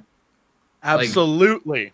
But no one or almost no one will spend that same amount of money and go through that amount of effort to tell you how much you suck. You're absolutely right. Yeah, sure. I have never met anyone in all the travels I've done who has come up to me and been like, "You suck." But every day on the internet, so just being angry is easy sometimes, and to like that's all social media is, yeah. Yeah, and to show positivity and like let people see like the awesome side of things takes some work, and it's a little bit harder to just smile and like shrug off some awful shit and be like, you know what? Let's look at the bright side of this and let's like be chill with each other. And I think it's just easier to be like, you suck. # you suck. Like it's just. Here's the thing: if being happy was easy, everyone would be happy. Absolutely. Yeah. If you want to break it down into financial terms, like people who love will spend money. People who hate will not spend near as much. Right. Yeah. It's true. I mean, it's also one of the reasons why in the games industry we like a lot of people go like, well, developers don't listen unless we're outraged. The reality is we listen. We always do. Come on, like we worked on this shit for 3 years. We released it. Like, come on, if all the comments are positive and there's one negative one, we're gonna be obsessing about that one fucking comment because that's how the fucking brain works, right? Totally. Like all the responses are great, and this one guy at PAX comes by and goes like, "Oh, that's disappointing," and that's the one thing I remember. I don't remember any I never remember some of the people, but I barely remember people who were like, "Oh, you made Nuclear Throne Ultrabox looks great," because there was a bunch of them. Like that's awesome, but like that one person that goes like, like I remember that. Like that's how it goes. Like we read everything. Come on, like developers read everything. We're obsessed with this shit. Right. We've done this for all of our lives. Many of us. We've joined the industry at 30 and left a cozy career in like bank programming or something to like work in the games industry. Like no matter why you're in the games industry, you're only there because you give a shit. Because otherwise, it's a fucking terrible idea, right? So we're here. we care, we listen. And then people go like, oh, the only way people listen is if we review bomb, or if we like yell at people, or if we send death threats. And it's like, no, that's how you make sure that we'll definitely remember you, but won't remember you as a thing we want to fix. We'll remember you as an antagonist. Right. We'll remember that opinion specifically as the people we don't want to serve. Right? That's the thing. The games industry moves slow. And you'll see that everything that has been said constructively is stuff we'll implement in like 3 to 5 years. Because that's how slow our industry moves. And the stuff that we get yelled at, yeah, sometimes we might backfire. Like I made the joke last time about the microtransaction in Battlefront, right? Like, yeah, that was a good moment to draw a line. Like, this is like, here's the line. We don't want you past this line. You know what? At that point, it needed to be said. Because there were 5 games in development like that, right? And they all made a statement after the outrage saying like, oh, we were never going to do that. Yeah, they got that good but, like, PR. Yeah. The night off, they were like, let's kill that. Let's get They were that out shredding of the the game. papers in the office. Yeah. But I think in general, what the industry needs is constructive feedback. We need that. We need your opinions, whether they're positive, whether they're negative, whether they're angry, whether they're polite. But there's one thing I can guarantee you, is we read everything, and we will always keep the polite stuff with us. Like, that's the stuff that goes in our brain and goes like, oh yeah, we should consider that. While the angry stuff, we might respond to it, but we'll never respond to it because because it's part of our heart now. We respond to it because we get yelled at, right? Because these assholes on the internet are yelling at us. And that's what we'll remember, right? When we make the next game, that's what we'll take along. So I don't know, be nice. No? But I think it at the same time, there needs to be like a caveat, right? Like, you can still have issues with things. It can still not like things, and you can still be upset about stuff. But I think like there's like, and I don't know what there's like a moment where it's too far, and your reaction isn't helpful to anyone. It's just you like throwing shit out into the ether because you're just venting your frustration, and it makes you feel great, but then everyone on the other end is just like, what do we do with this? Like, I don't know how to react to this anger. Like, what is this? And you don't know how to make that person happy because they aren't looking to, they're better now because they just shouted all they have to say out into the void. And they're like, all right, I'm going to go on with my life. And you're like, what does that mean? And so, yeah, I don't know. It's a fine line between being like passionate and crazy. Yeah. Well, and also whenever you look at their account, their Twitter accounts or whatever, their social media accounts, like, cause I've had someone like say some really ranted shit to me, and I'm like, the fuck, and I go to their Twitter account, and that's all it is. Sure. It's just picking, and I'm not the only one. Like it's not just aimed at me. It's like every comment that they have or every statement, every reply is to a different person saying, I hate you, you suck, like different shit all the way down. I'm just like, that's all you do on Twitter is just shit on people. That's what your MO. That's all you do. Yeah. It feels less bad now. Anyway, it's one of those things, because I know I rail on Twitter a lot against like the audience being assholes, but like in general they're great. Like I wouldn't be in this medium. Like my entire job is making people believe they're in another world and then making that world valuable to them, right? It's either like from day one that I work on a game, I'm thinking about the player, the players, the people that are playing this, the gamers, the audience. Like that's all game developers. Like this is what we do, is we dream about making a player happy with our game. And then sometimes shit goes wrong. Like the honest truth of game development is nobody knows what the fuck they're doing. Right? That's the honest truth in life. That's super real. Maybe. That's super real. like, come on. I know what you're saying. Monster Prom or Nuclear Throne or whatever game you work on, you go like, okay, I want to make a game that is a top-down roguelike in which you shoot shit. Okay, cool. Now just start or something. Like, where do you start? I don't know. Let's start with a fish. Literally, Nuclear Throne started with a fish. You know, like, what if there was a fish with a guitar? And we just went. I was joking on Twitter earlier that the first ever named character in our game was named after the Billy cabinet in IKEA. We called him Billy because we had to come up with a name. We had no idea there was a Billy cabinet that we had just bought. And we was like, he's just called Billy. Like, we try to like slowly build a game, and the only way to build a game is by fucking up a lot of times. So we try some shit, it doesn't work, and then in that period you might have said something on the internet where you go like, oh yeah, it's gonna do this, and like 8 months later it turns out, oh, actually it's not gonna do that. Like, the response to that is why we don't say that kind of stuff anymore, right? Like, development has very slowly, it's become more and more guarded because it's more and more risky to say stuff. Information spreads way faster, and where before you'd do an interview and it would be like in a German magazine that like 800,000 people read. Now that quote in that German magazine is getting posted on Reddit and then read across the world, and then also getting headlines everywhere and then discussed in 400 angry YouTube videos. Like, well, shit. So everybody's shutting the fuck up because it's fucking smart. Yeah. It's genuinely, it's just fucking smart, right? Like, it's smart. Shut the fuck up. Let the game talk for itself. You don't want to be No Man's Sky. Right? Well, No Man's Sky, let me tell you, Sean Murray, most passionate fucker I've met in years. I said most passionate fucker. Anyway, most passionate person I met in the games industry. Go on. In many, Good job. Good job. Well done. in many years. But like, it's rough. Like, because on the one side, I understand that sometimes when people are polite, we don't respond. And we don't respond because it's better to not respond. And then at the same time, when there's outrage, we have to respond. But the honest truth is, it's always just a PR statement. Like, Right. You're saying it because you have to, and you're trying to say shit. Yeah, there's potential for damage. So PR comes in and goes like, Yeah. okay, we should draft this statement. We should de-escalate. We'll do this and this. And now development is stuck trying to fix whatever the fuck people want. And that's like, here goes the next expansion school like scene, because now we have to work on like fixing this fucking bullshit. Like, the game development is a lot of like, we don't know what the fuck is happening, and we know the audience don't know what the fuck is happening, and we know the press don't know what's happening, and we know Twitch doesn't know what's happening. We're all here. We're having a great time. If you look at the games industry, the amount of games that have come out recently, like the amount of good games that have come out recently, is fucking absurd.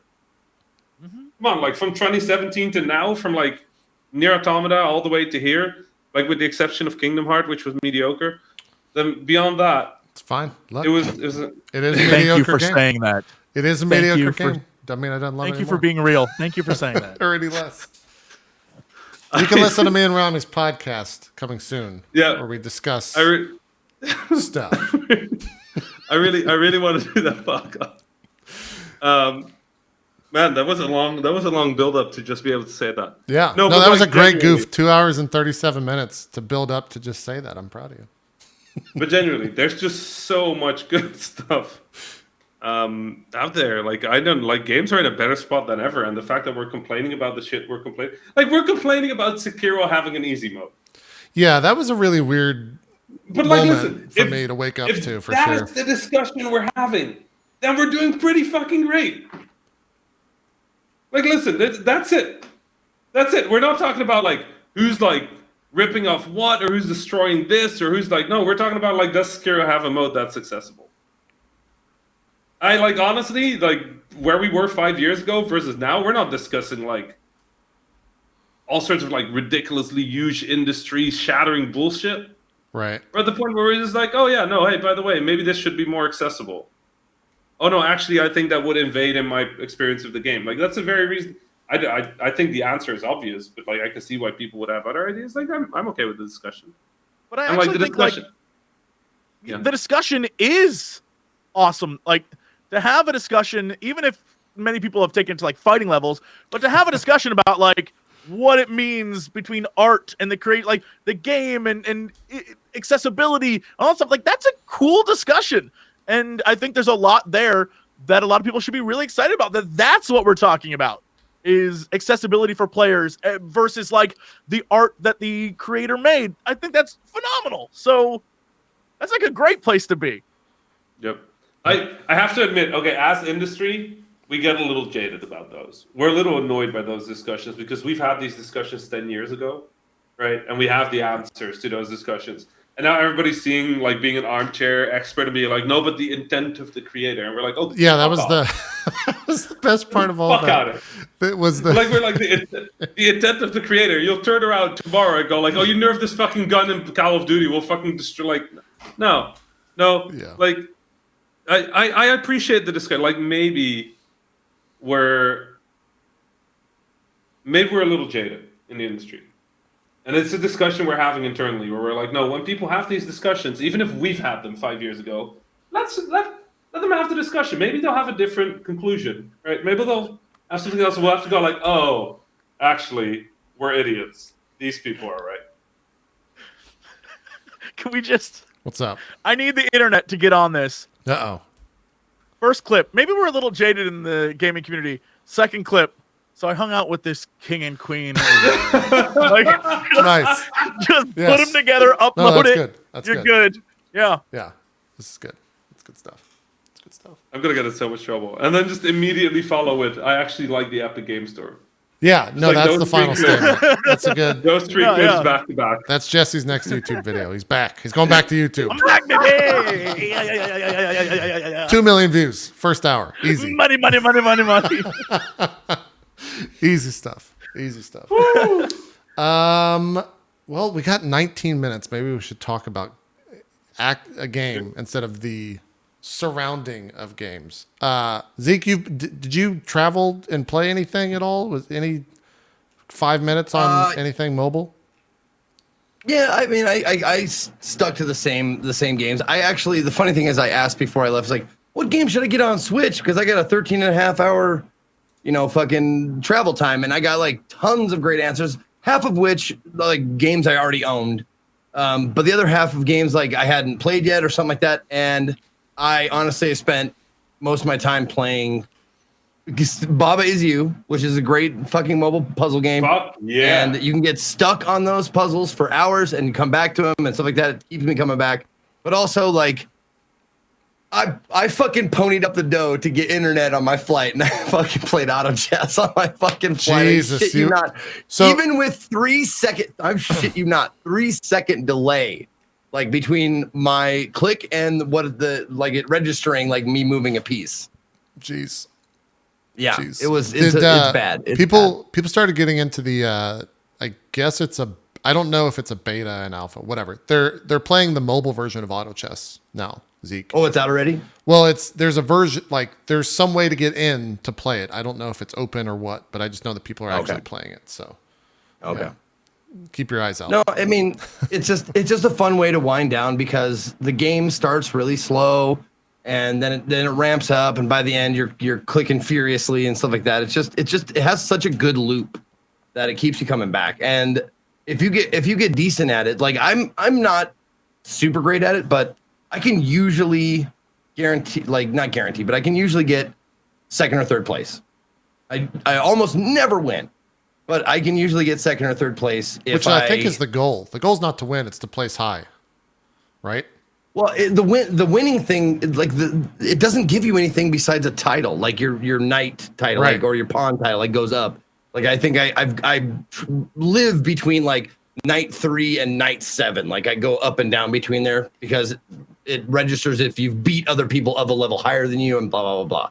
But if you get first, second, or third place, that's what gives you the only like gifts or currency in the game is that dumb candy, and you spend Gotta those get that to candy. buy couriers, which is just cosmetic, and it's just a competition that I really enjoy it, and the randomness and the gambling. There's gambling in the game. It costs you no money. Sure.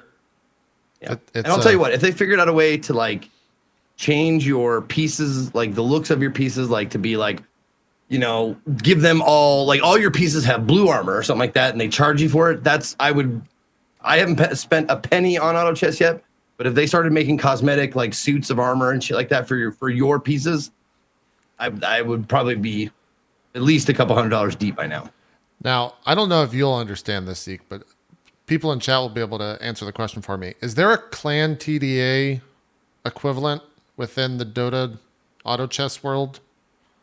Because if so, we've come actually full fucking circle from where Dota began in Warcraft 3. I don't know what TDA is. There's a Discord. Clan TDA was basically, so when Dota was a thing in Warcraft 3, Clan TDA was a channel within Battle.net. What was Battle.net back then? Where you had to have a verified account, which was an account with 10 actual Warcraft 3 game wins. And then in doing so, you could play within games there was a bot, you join a queue, and then it would put you in a game with other people that were verified as well. So it was basically just a better game because the people that you were playing with weren't going to leave, because if you left, you would get like penalized and you couldn't get into a game, etc. So that's why I was asking if there was like a clan TDA version of that in auto chess. And apparently there is. It's a Discord or something like that. Oh, okay. Well, that's how people get to like queen level and king rank and that kind of stuff, is they only play against their people that are of that rank. And a lot of times they know each other. And so that's how they like gain ranks and stuff, is they do it like that. Yeah. It's like a matchmaking system. It's like an elitist matchmaking system is really how to think about it. But it's what honestly like spawned or was like the precursor to a lot of like esport stuff. Back in the day. So anyways, I'm just waiting for it to be a standalone on PC, so I don't have to go through the Dota game or anything like that. So I can just that could be the next BR type deal where it just blows up if someone actually does that type of shit. I think is the Dota server trash, like the Dota queue trash for people who are just like getting in like a pickup game or whatever. Because actual Dota? A lot of times, because a lot of times in auto chess, it takes a fucking long time to get a game going because people are pinging different things, they're dropping in and out. Like a lot of times you can just get in and play, but there's every once in a while, like I don't know if it's certain times a day or whatever, but it's like, here you go, come and play. Oh shit, someone dropped. Play. No, someone else dropped. Oh shit, okay, we're getting ready. 1 minute, 30 seconds, 10 seconds. Oh, they failed to connect. Try again. Yeah, I think I haven't played in a long time. It's been a year or two since I played a lot of Dota, or Dota 2. But generally you get penalized if you leave a game in Dota 2 if you're playing like matchmaking. So it behooves a user to not do so. In auto chess, there's no issue with that. So I think people just do it if they have to go randomly. But yeah. Oh, someone said this is exactly why I started using Discord bot thing. Okay. That's why something like TDA came about back in the day, because then if you leave, you get penalized. There's an actual penalty for leaving a game. So yeah, I would look into QIHL apparently on Discord. You might find yourself enjoying that for sure. Yeah. Sorry, no one wants to talk about auto chess. It's boring. No, I think that game, like I said, I think that might be the next BR if someone actually makes a standalone version of it that is easily accessible and cute characters that people can buy without a doubt. Jessie, skins, man, skins. Yeah, skins. Jessie, 5-10 minutes. What have you been playing?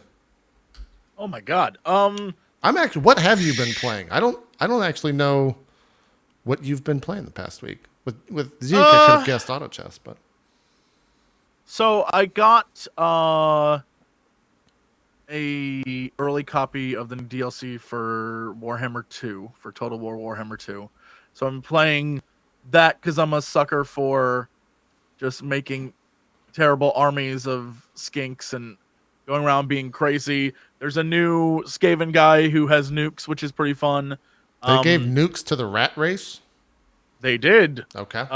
His whole mechanic is you go around collecting parts, and you can build like awesome nukes. It's pretty crazy.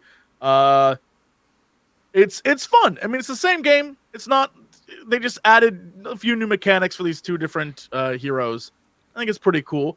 Other than that, I mean, I have more games on my desktop than a human being should have. I have been trying to go through Wargroove. It's a very cute game. I'm enjoying that. It's a ton of fun. And I think right now my next thing that I want to check out is we did Unheard this week, which I thought was pretty fun. It is a game that you are the unspoiler version. You're a detective who is attempting to solve crimes based off of the audio as you walk through rooms. And you have to piece together the story based off of what you hear from all the different characters and the conversations they have. And you can like mess with the timeline and rewind time. It's pretty fun, especially for me, because I'm that like Law and Order dude, so I'm like, I gotta solve all the crimes. So I had a bunch of fun with that, but I think for me, because I'm also that person who watches all the like crime solving shows, I was just like 5 minutes into every case, like I know exactly who did what and when. Yeah, that's and right. Yeah, oh yeah, I was like, I figured this one out. And there's one that Dodger and I played that I in like the first. Here's my tip: Okay. video game All right. creators all over the world. Rami, listen up. Yeah. Oh, this especially for you. If you're gonna make a villain, but it's gonna be a secret villain that isn't revealed to the end, never make their voice like, welcome. So glad you could come here. Like, don't give them that voice, or like, you'll never see my plans when they come together. Like, don't give them a shitty voice that you immediately know they're evil. Don't do it. Because already we're like, okay, how did anyone trust this person? Why are we doing this? So that's my tip for you and for all game creators out there. Stop doing that. You do it too much. And I don't know why. They're like, we got to get this voice actor. He's really good. But like, pro There you tip, make them secret. Make them secret. It's a good pro tip. Put on the monitor, Rami. Stop spoiling the secret villain. Yeah. Let me just put that on the wall here for my next game. Beautiful. There you go. You're welcome. You're welcome, everyone. Beautiful. Yeah. Got So I this. played that, and that was fun too. Cool. Hey, if anybody wants to hire a voice actor that won't do that, I know someone who's looking to break in the voice acting and video game acting community. You can find him at Zeke3.tv if you want to check him out. He live streams most days at noon Pacific. Yeah. I'm also his agent, so feel free to contact me, and we'll make Can you sure. give us contact a him. sample of your villain voice? What'd your villain voice be? My villain voice would be just a Yeah. regular voice. It would I was be just about to say, is that it? very conversational, hold weight, but it wouldn't be overly breathy or scratchy. Now, If I heard hold this on. voice in a game, I'd be like, that's the villain. Now, Guys, that's yeah. the villain. So I feel like a Your good normal villain voice voice. is evil. I feel like a good villain voice has two voices. There's the voice before you know he's the villain, and then there's the voice Oh, yeah. after you know he's the villain, right? Right, you have to have that like, Yeah. oh, hey there, everybody. Yeah. And then when he's the He's villain, got to sound like fucking Goofy, and then he sounds like Donald Yeah. once you know. And Kingdom Hearts yeah. really nailed that. I think ultimately. I'm gonna tear your spine out. Yeah, terrifying. That's the character. that's good. Oh gosh. That's good stuff. Yeah. Good stuff. Anything else, Jesse, that you've been playing? I mean, dicking around in Tropico 6, been having fun being a dictator. It's weird. You should try balancing. It's on my list. I haven't Okay, good. downloaded. I haven't gotten a chance to play it yet. I'm really excited about that. And there's one game I just saw that I really want to play that I can't remember. It's like a democracy simulator, and I always love those things.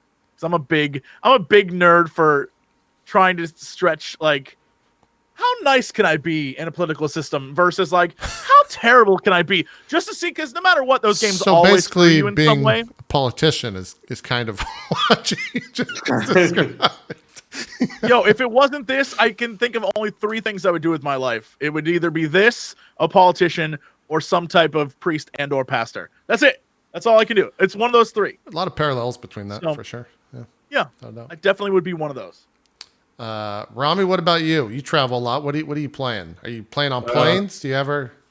Yeah, Baba's You, obviously, like, Yeah. been playing, it's so good. And I feel like the first third is definitely the best part of the game. It's the least, like, prescriptive. Later on, it gets a little, like, here's the puzzle, solve the puzzle. Sure. Well, at the start, it's like, wait, how can I put this thing here? Well, oh my god, there's 200 Mii's now. That's cool.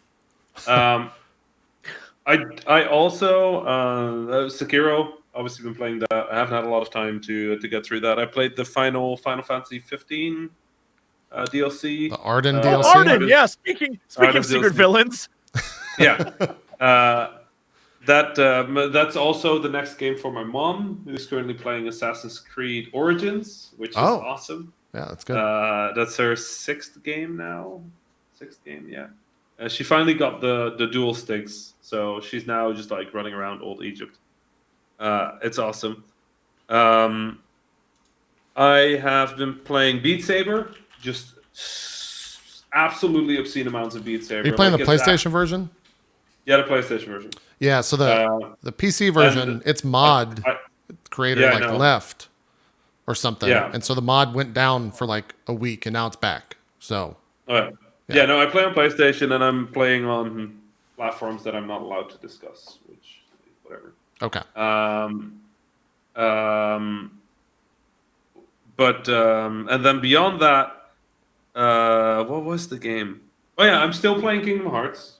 'cause, Where are you at in Kingdom Hearts? What world? What? I just finished the. My God, because I couldn't play, I didn't bring it with me on my last trip. This says a lot about how much I'm enjoying the game. By the way, I finished Tangled. I finished Toy Story. Okay, I don't so you're know, about a like, third of the way through. Oh my God! Some of those worlds I really take thought a while, I was man. like. I really thought I was halfway. Yeah. Yeah. And then finished Ace Combat 7. How is that game, Jesse? You're also doing a YouTube series with Ace Combat. Already did it. Ace Combat games are. Ace Combat 5 is one of my favorite games of all time. I love that game to death. I think it's great. Ace Combat 7 is not Ace Combat 5. It's gorgeous. There's a lot in it that you're like, holy shit. When you're fighting in a storm and like it electrocutes your plane and that, like, that's cool as hell. But the story is like, wait, what? There's a, Let's put it this way.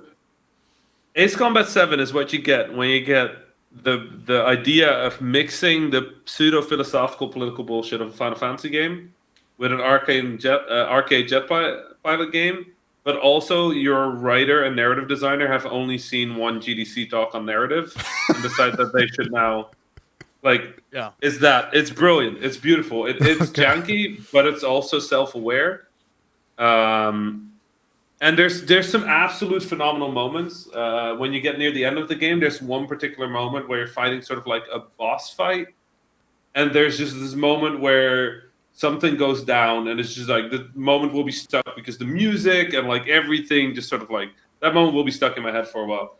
And then obviously, and this is like anybody who knows me and follows me on Twitter should know this, but like Earth Defense Force. There's a new Earth Defense Force.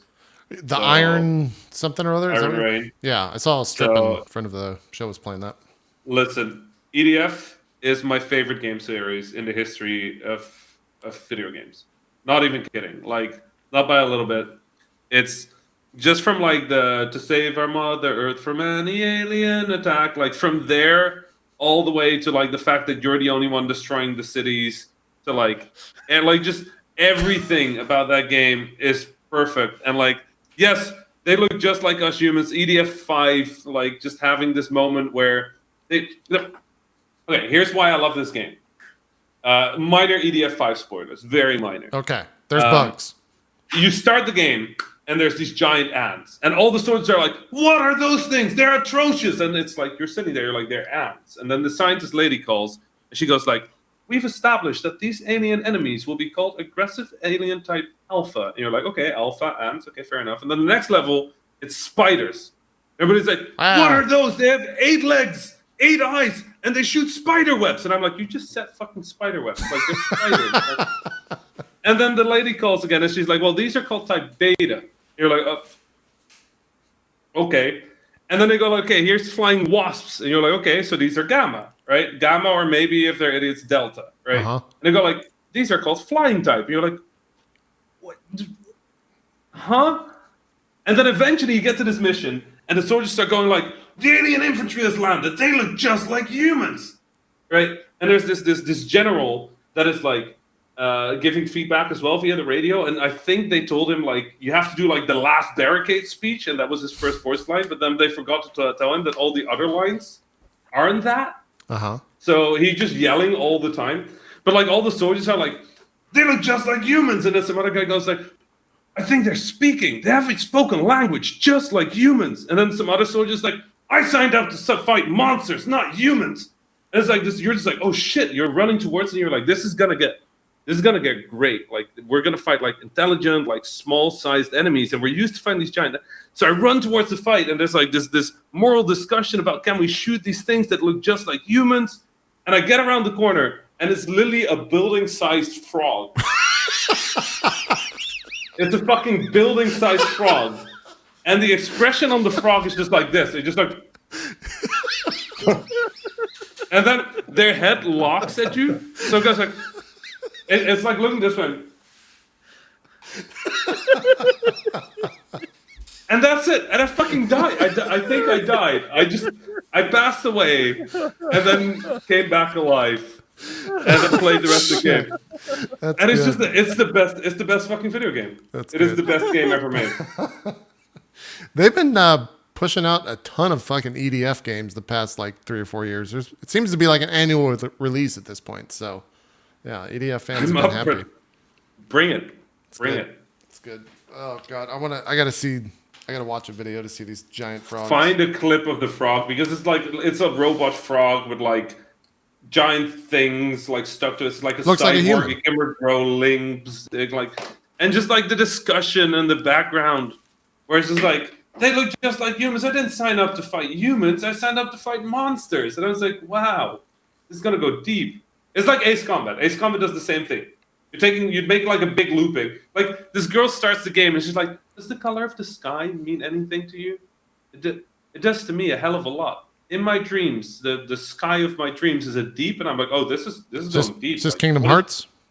No, kind of like it. It's Ace Combat. Oh, okay. She goes like, it's a deep, and I'm like, okay. She's like, dark, and I'm like, okay. Is it like a void? Is it like she's like blue? I'm like, you fucker, all skies are blue.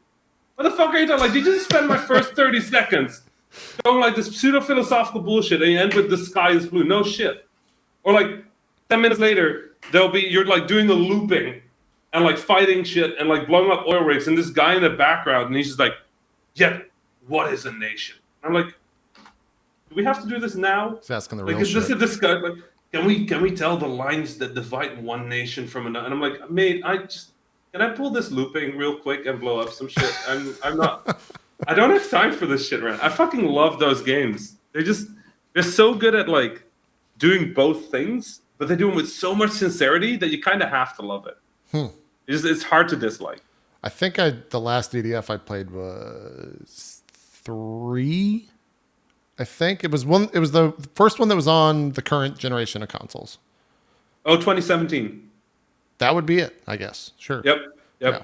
The one where they decided that if UFOs crash straight down, but the weak point is at the bottom, and it's unlikely you can walk away from a UFO crashing straight down, they'll just make it clip through you and then explode. Nice. That one, right? Sure. Yeah, that sounds accurate. That's 2017. That's good. It was the first one where I discovered, or it might have been 4.1 is what chat's saying, because I streamed it. I just got a kick out of being able to sing the song, the EDF song with commands. Which song was that one? Was that the Save Our Mother Earth one? Yes. I think. It was good. It was a stupid game. The EDF deploy. Yes, that one. It's that one. Yep, that's it. Yep. And then apart from that, what else have I played through? Overcooked 2 with me and Dodger were co-op in that game. Overcooked 2 is a pretty good game, turns out. Shocking. Also, me and Dodger are going pro in the Overcooked 2 Pro League. We're really good at it. Did it cause a rift? Because I heard it would cause a rift between friendships. Is that true or not? Me and Dodger are just next level. We keep it entirely professional. We never raged at one another at all. I'm being dead serious. There was no rage whatsoever between. We were always on point. We were always on point. Well, I mean, it is Dodger though. Like Dodger's like, she's like a Awful. kitten made Just out awful. of candy. No, it's very hard to get angry at Dodger. Yeah. Oh, she's just the worst. I would say near impossible. Yeah. Oh, just a me and you terrible played. What do you think? Me and you, JP. What if we played? It really just comes down to, are you an effective communicator, and can you be subservient yet also give orders? Give orders. Know your position. You mean? You got to know your role. Yeah, know your position. Because like sometimes you got to go get that whipped cream and put it on that milkshake, but sometimes you got to toss that fucking whipped cream off and then let them put it on the milkshake so they can serve. You know? Okay, listen. This might surprise a lot of viewers out there, but I relish the opportunity to follow and take orders. Yeah. I am a fucking genius at keep talking and no one explodes, because I know when to talk and I know when to shut up when it comes to games like that, because I don't want to be the best player at the game. I want to win. So Right. Yeah. I get it. Overcooked 2 is a good game. I just tuned into Nobody Explodes. That was the first, like, I jumped out at like a conversation going kind of in the wrong way, and then I put my headphones back up, and it was just Nobody Explodes. And I'm like, what? You didn't miss What did I anything. There wasn't. you played that, right, Rami? What? Keep talking Nobody Explodes? Yeah. Yeah. I played that. I played that with my mom. It's great. Yeah. It's a fantastic game. You can play with anybody. It's great. Very good. It's fantastic. Mm-hmm. What Anno's the only thing that's been on my brain recently. I'm just making sure I didn't miss anything. We didn't even talk about it. We do. I know we didn't, but it's because I'm going to play it for 12 hours after this. I don't need to talk about it. I'll get my kicks that way. I played Pathway, which is a Indiana Jones meets roguelike meets XCOM Light. I think is the best way to describe that game. It seems like the fights. My issue with that game is that the fights mean nothing sometimes. Like there's very little. You get rewards, but it doesn't. Like not enough randomness comes from some of the fights. But I enjoyed my time with it. It was about 4 or 5 hours. I only beat the first world. Or the first journey. There's like 4 or 5 journeys. I don't know, so I can't speak to if it's repetitive or not. But I did enjoy it. Trying to see if there's... Oh, then I've been playing a bunch of Final Fantasy XIV, which is a segue to the second question from Crazy Dan for the week, which is for Jessie Cox. You wasted your question for the week? God bless, dude. He's got one more. And then we'll close the show on this. Jessie Cox has been known to dabble in Final Fantasy XIV. This is how we're closing the show. Every now and then, but always seems to have a problem with the quest content. Do you think you would be up for the task of convincing him to give and maybe this was a question for me to ask you or to get you to do. But it says, do you think you would be up to the task of convincing him to give the game another chance and make it to the Heavensward content? Jesse, where'd you quit Final Fantasy XIV? I don't remember. I think I've quit twice now. I don't know. I just don't like...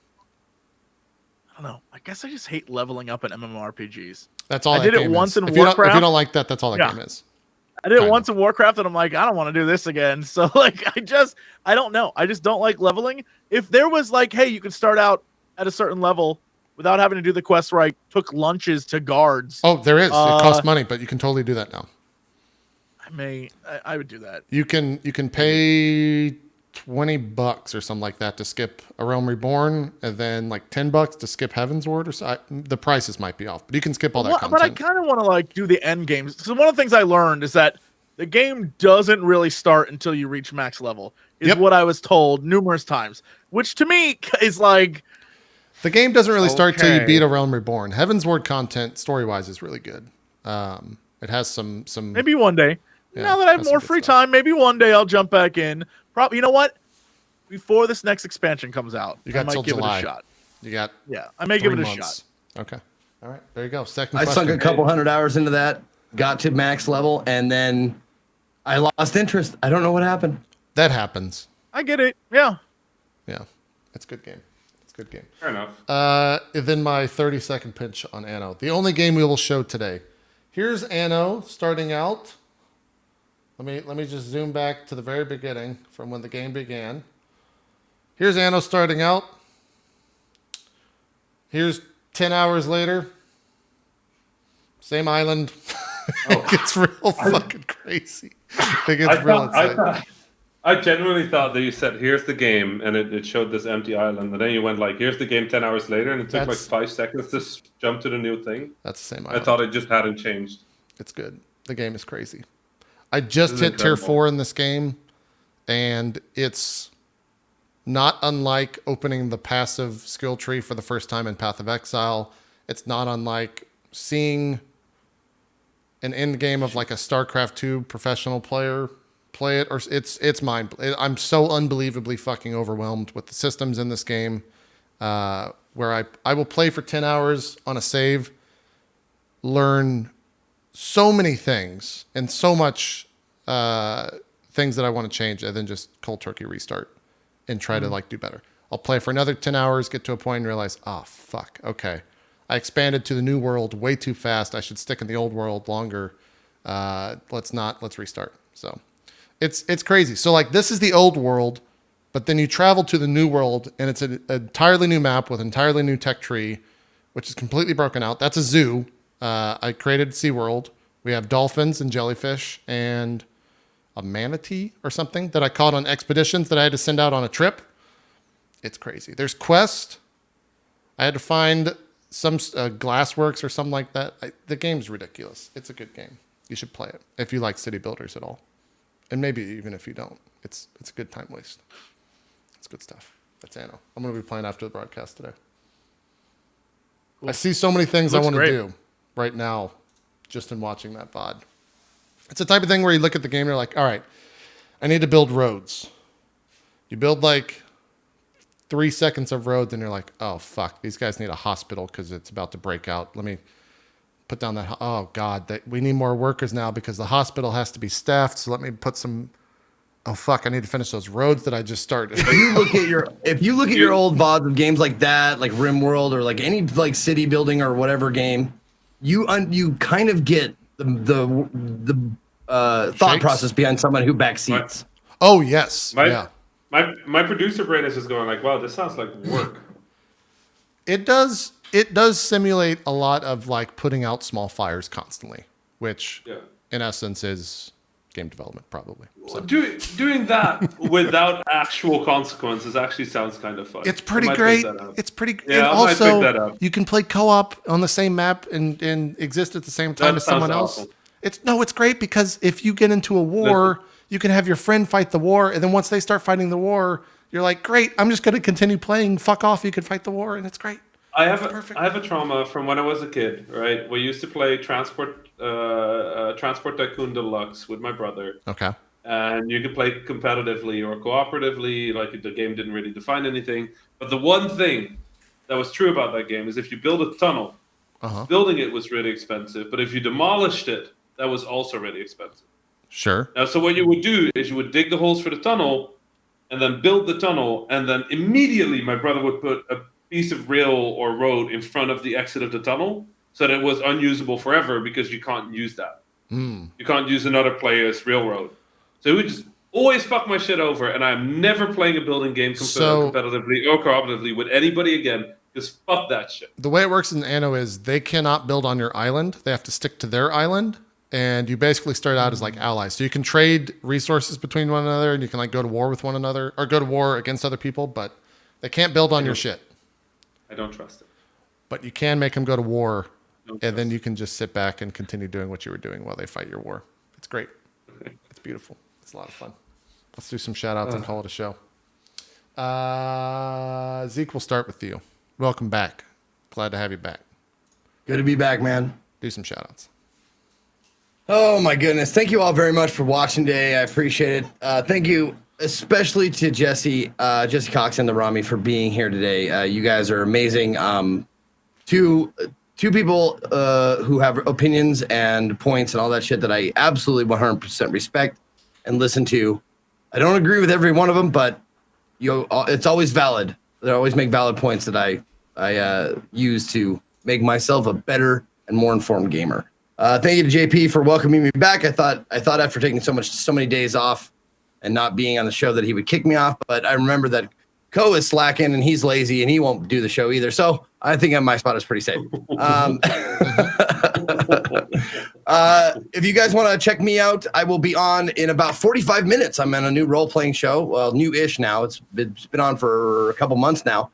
But it's called Nocturne. It takes place in the Unknown Armies 2nd edition rule set, but it's a modern-based Stranger Things, supernatural kind of a feeling, horror, terror, sci-fi kind of elements to it.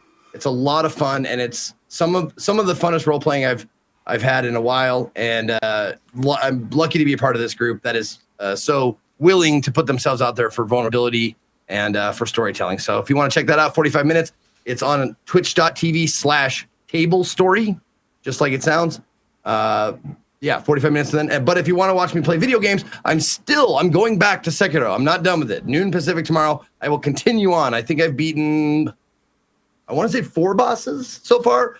A gaggle of mini bosses, which oddly it still strikes me as odd as how they're harder than some of the bosses, but I'm going to continue on with that tomorrow, Friday and Saturday. We're going to go, I'm going to play that until I beat it. So that's that. And then Sunday, Indie Sunday. And I'll be here for broadcasting for a while until I leave on May 8th. So you got me for a while. Thank you. That's all. You're just going to stream. Follow me on Twitch and Twitter. You're just going to stream till May 8th.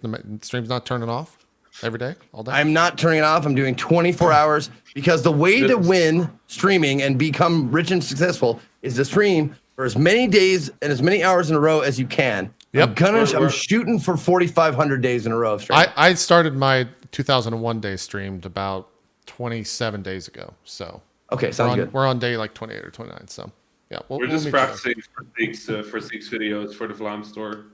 That's what Oh, okay. So they're instructional videos on how to stream. Yeah. Okay. Yes. You've heard of Steam, you've heard of Epic, you've heard of GOG, but have you tried VLAN? VLAN is the best gaming platform on any platform ever. If you don't use it, you're a fucking idiot. Boom. Fucking explosions on that shit with the logo. It's great. Yeah. It's great. This might be a bad idea after all. That's a pretty good idea. Jess Cox, do some shout outs. Oh my God. Hi. Look at me on the screen here. This week we've got more of the nonsense coming to both YouTube and Twitch. All sorts of fun. That God bless that old Twitch thing you have there. It's Jessie Cox now. Shibuzi Oh was my back God. in the Who day. would make such a fucking mistake? Oh, JP would. I'll have to yell at my producer for that shit. But yeah, it's all under one brand now, guys. It's the synergy is real. Yeah, so there's all the fun nonsense you would expect, and just hanging out with friends, being stupid, trying new things, and we've got some crazy stuff coming to the channel, and more streams coming to Twitch, and I'm just like really excited to get involved in things that I'm passionate about again, and just like get out there and not just be like, okay, we're gonna play a thing because I feel I have to, because I'm beholden to people. F it. I'm beholden only to me. Let's have fun. There you go. I got my Filled with producer on possibly that. alcohol. It's good at it. It's good. We're good. You know what? Here's the thing. That is exactly what I deserve. No better, no worse. No, it's good. Scribbles. I got fixed. Yeah, Rami, right. some shout outs. You want to know what my favorite thing is about what just happened? What's that? So the shirt I'm wearing is the shirt for my new game Ultra Bugs, Uh-huh. and we announced that without a title. Right. I Because remember. we accidentally announced it at PAX. Then the next PAX, I went there and we actually had a title. And then on the flight there, I realized we didn't have a logo. So we drew a logo in MS Paint on an airplane. And then an amazing fan, she made this shirt out of it. And it's literally the same thing. It's great. I love the cloud work there. They look really good. It just says Ultra Bugs drawn in MS Paint on an airplane. There was a little turbulence when I did the B. Mm-hmm. So it's a little bit bigger than the other one.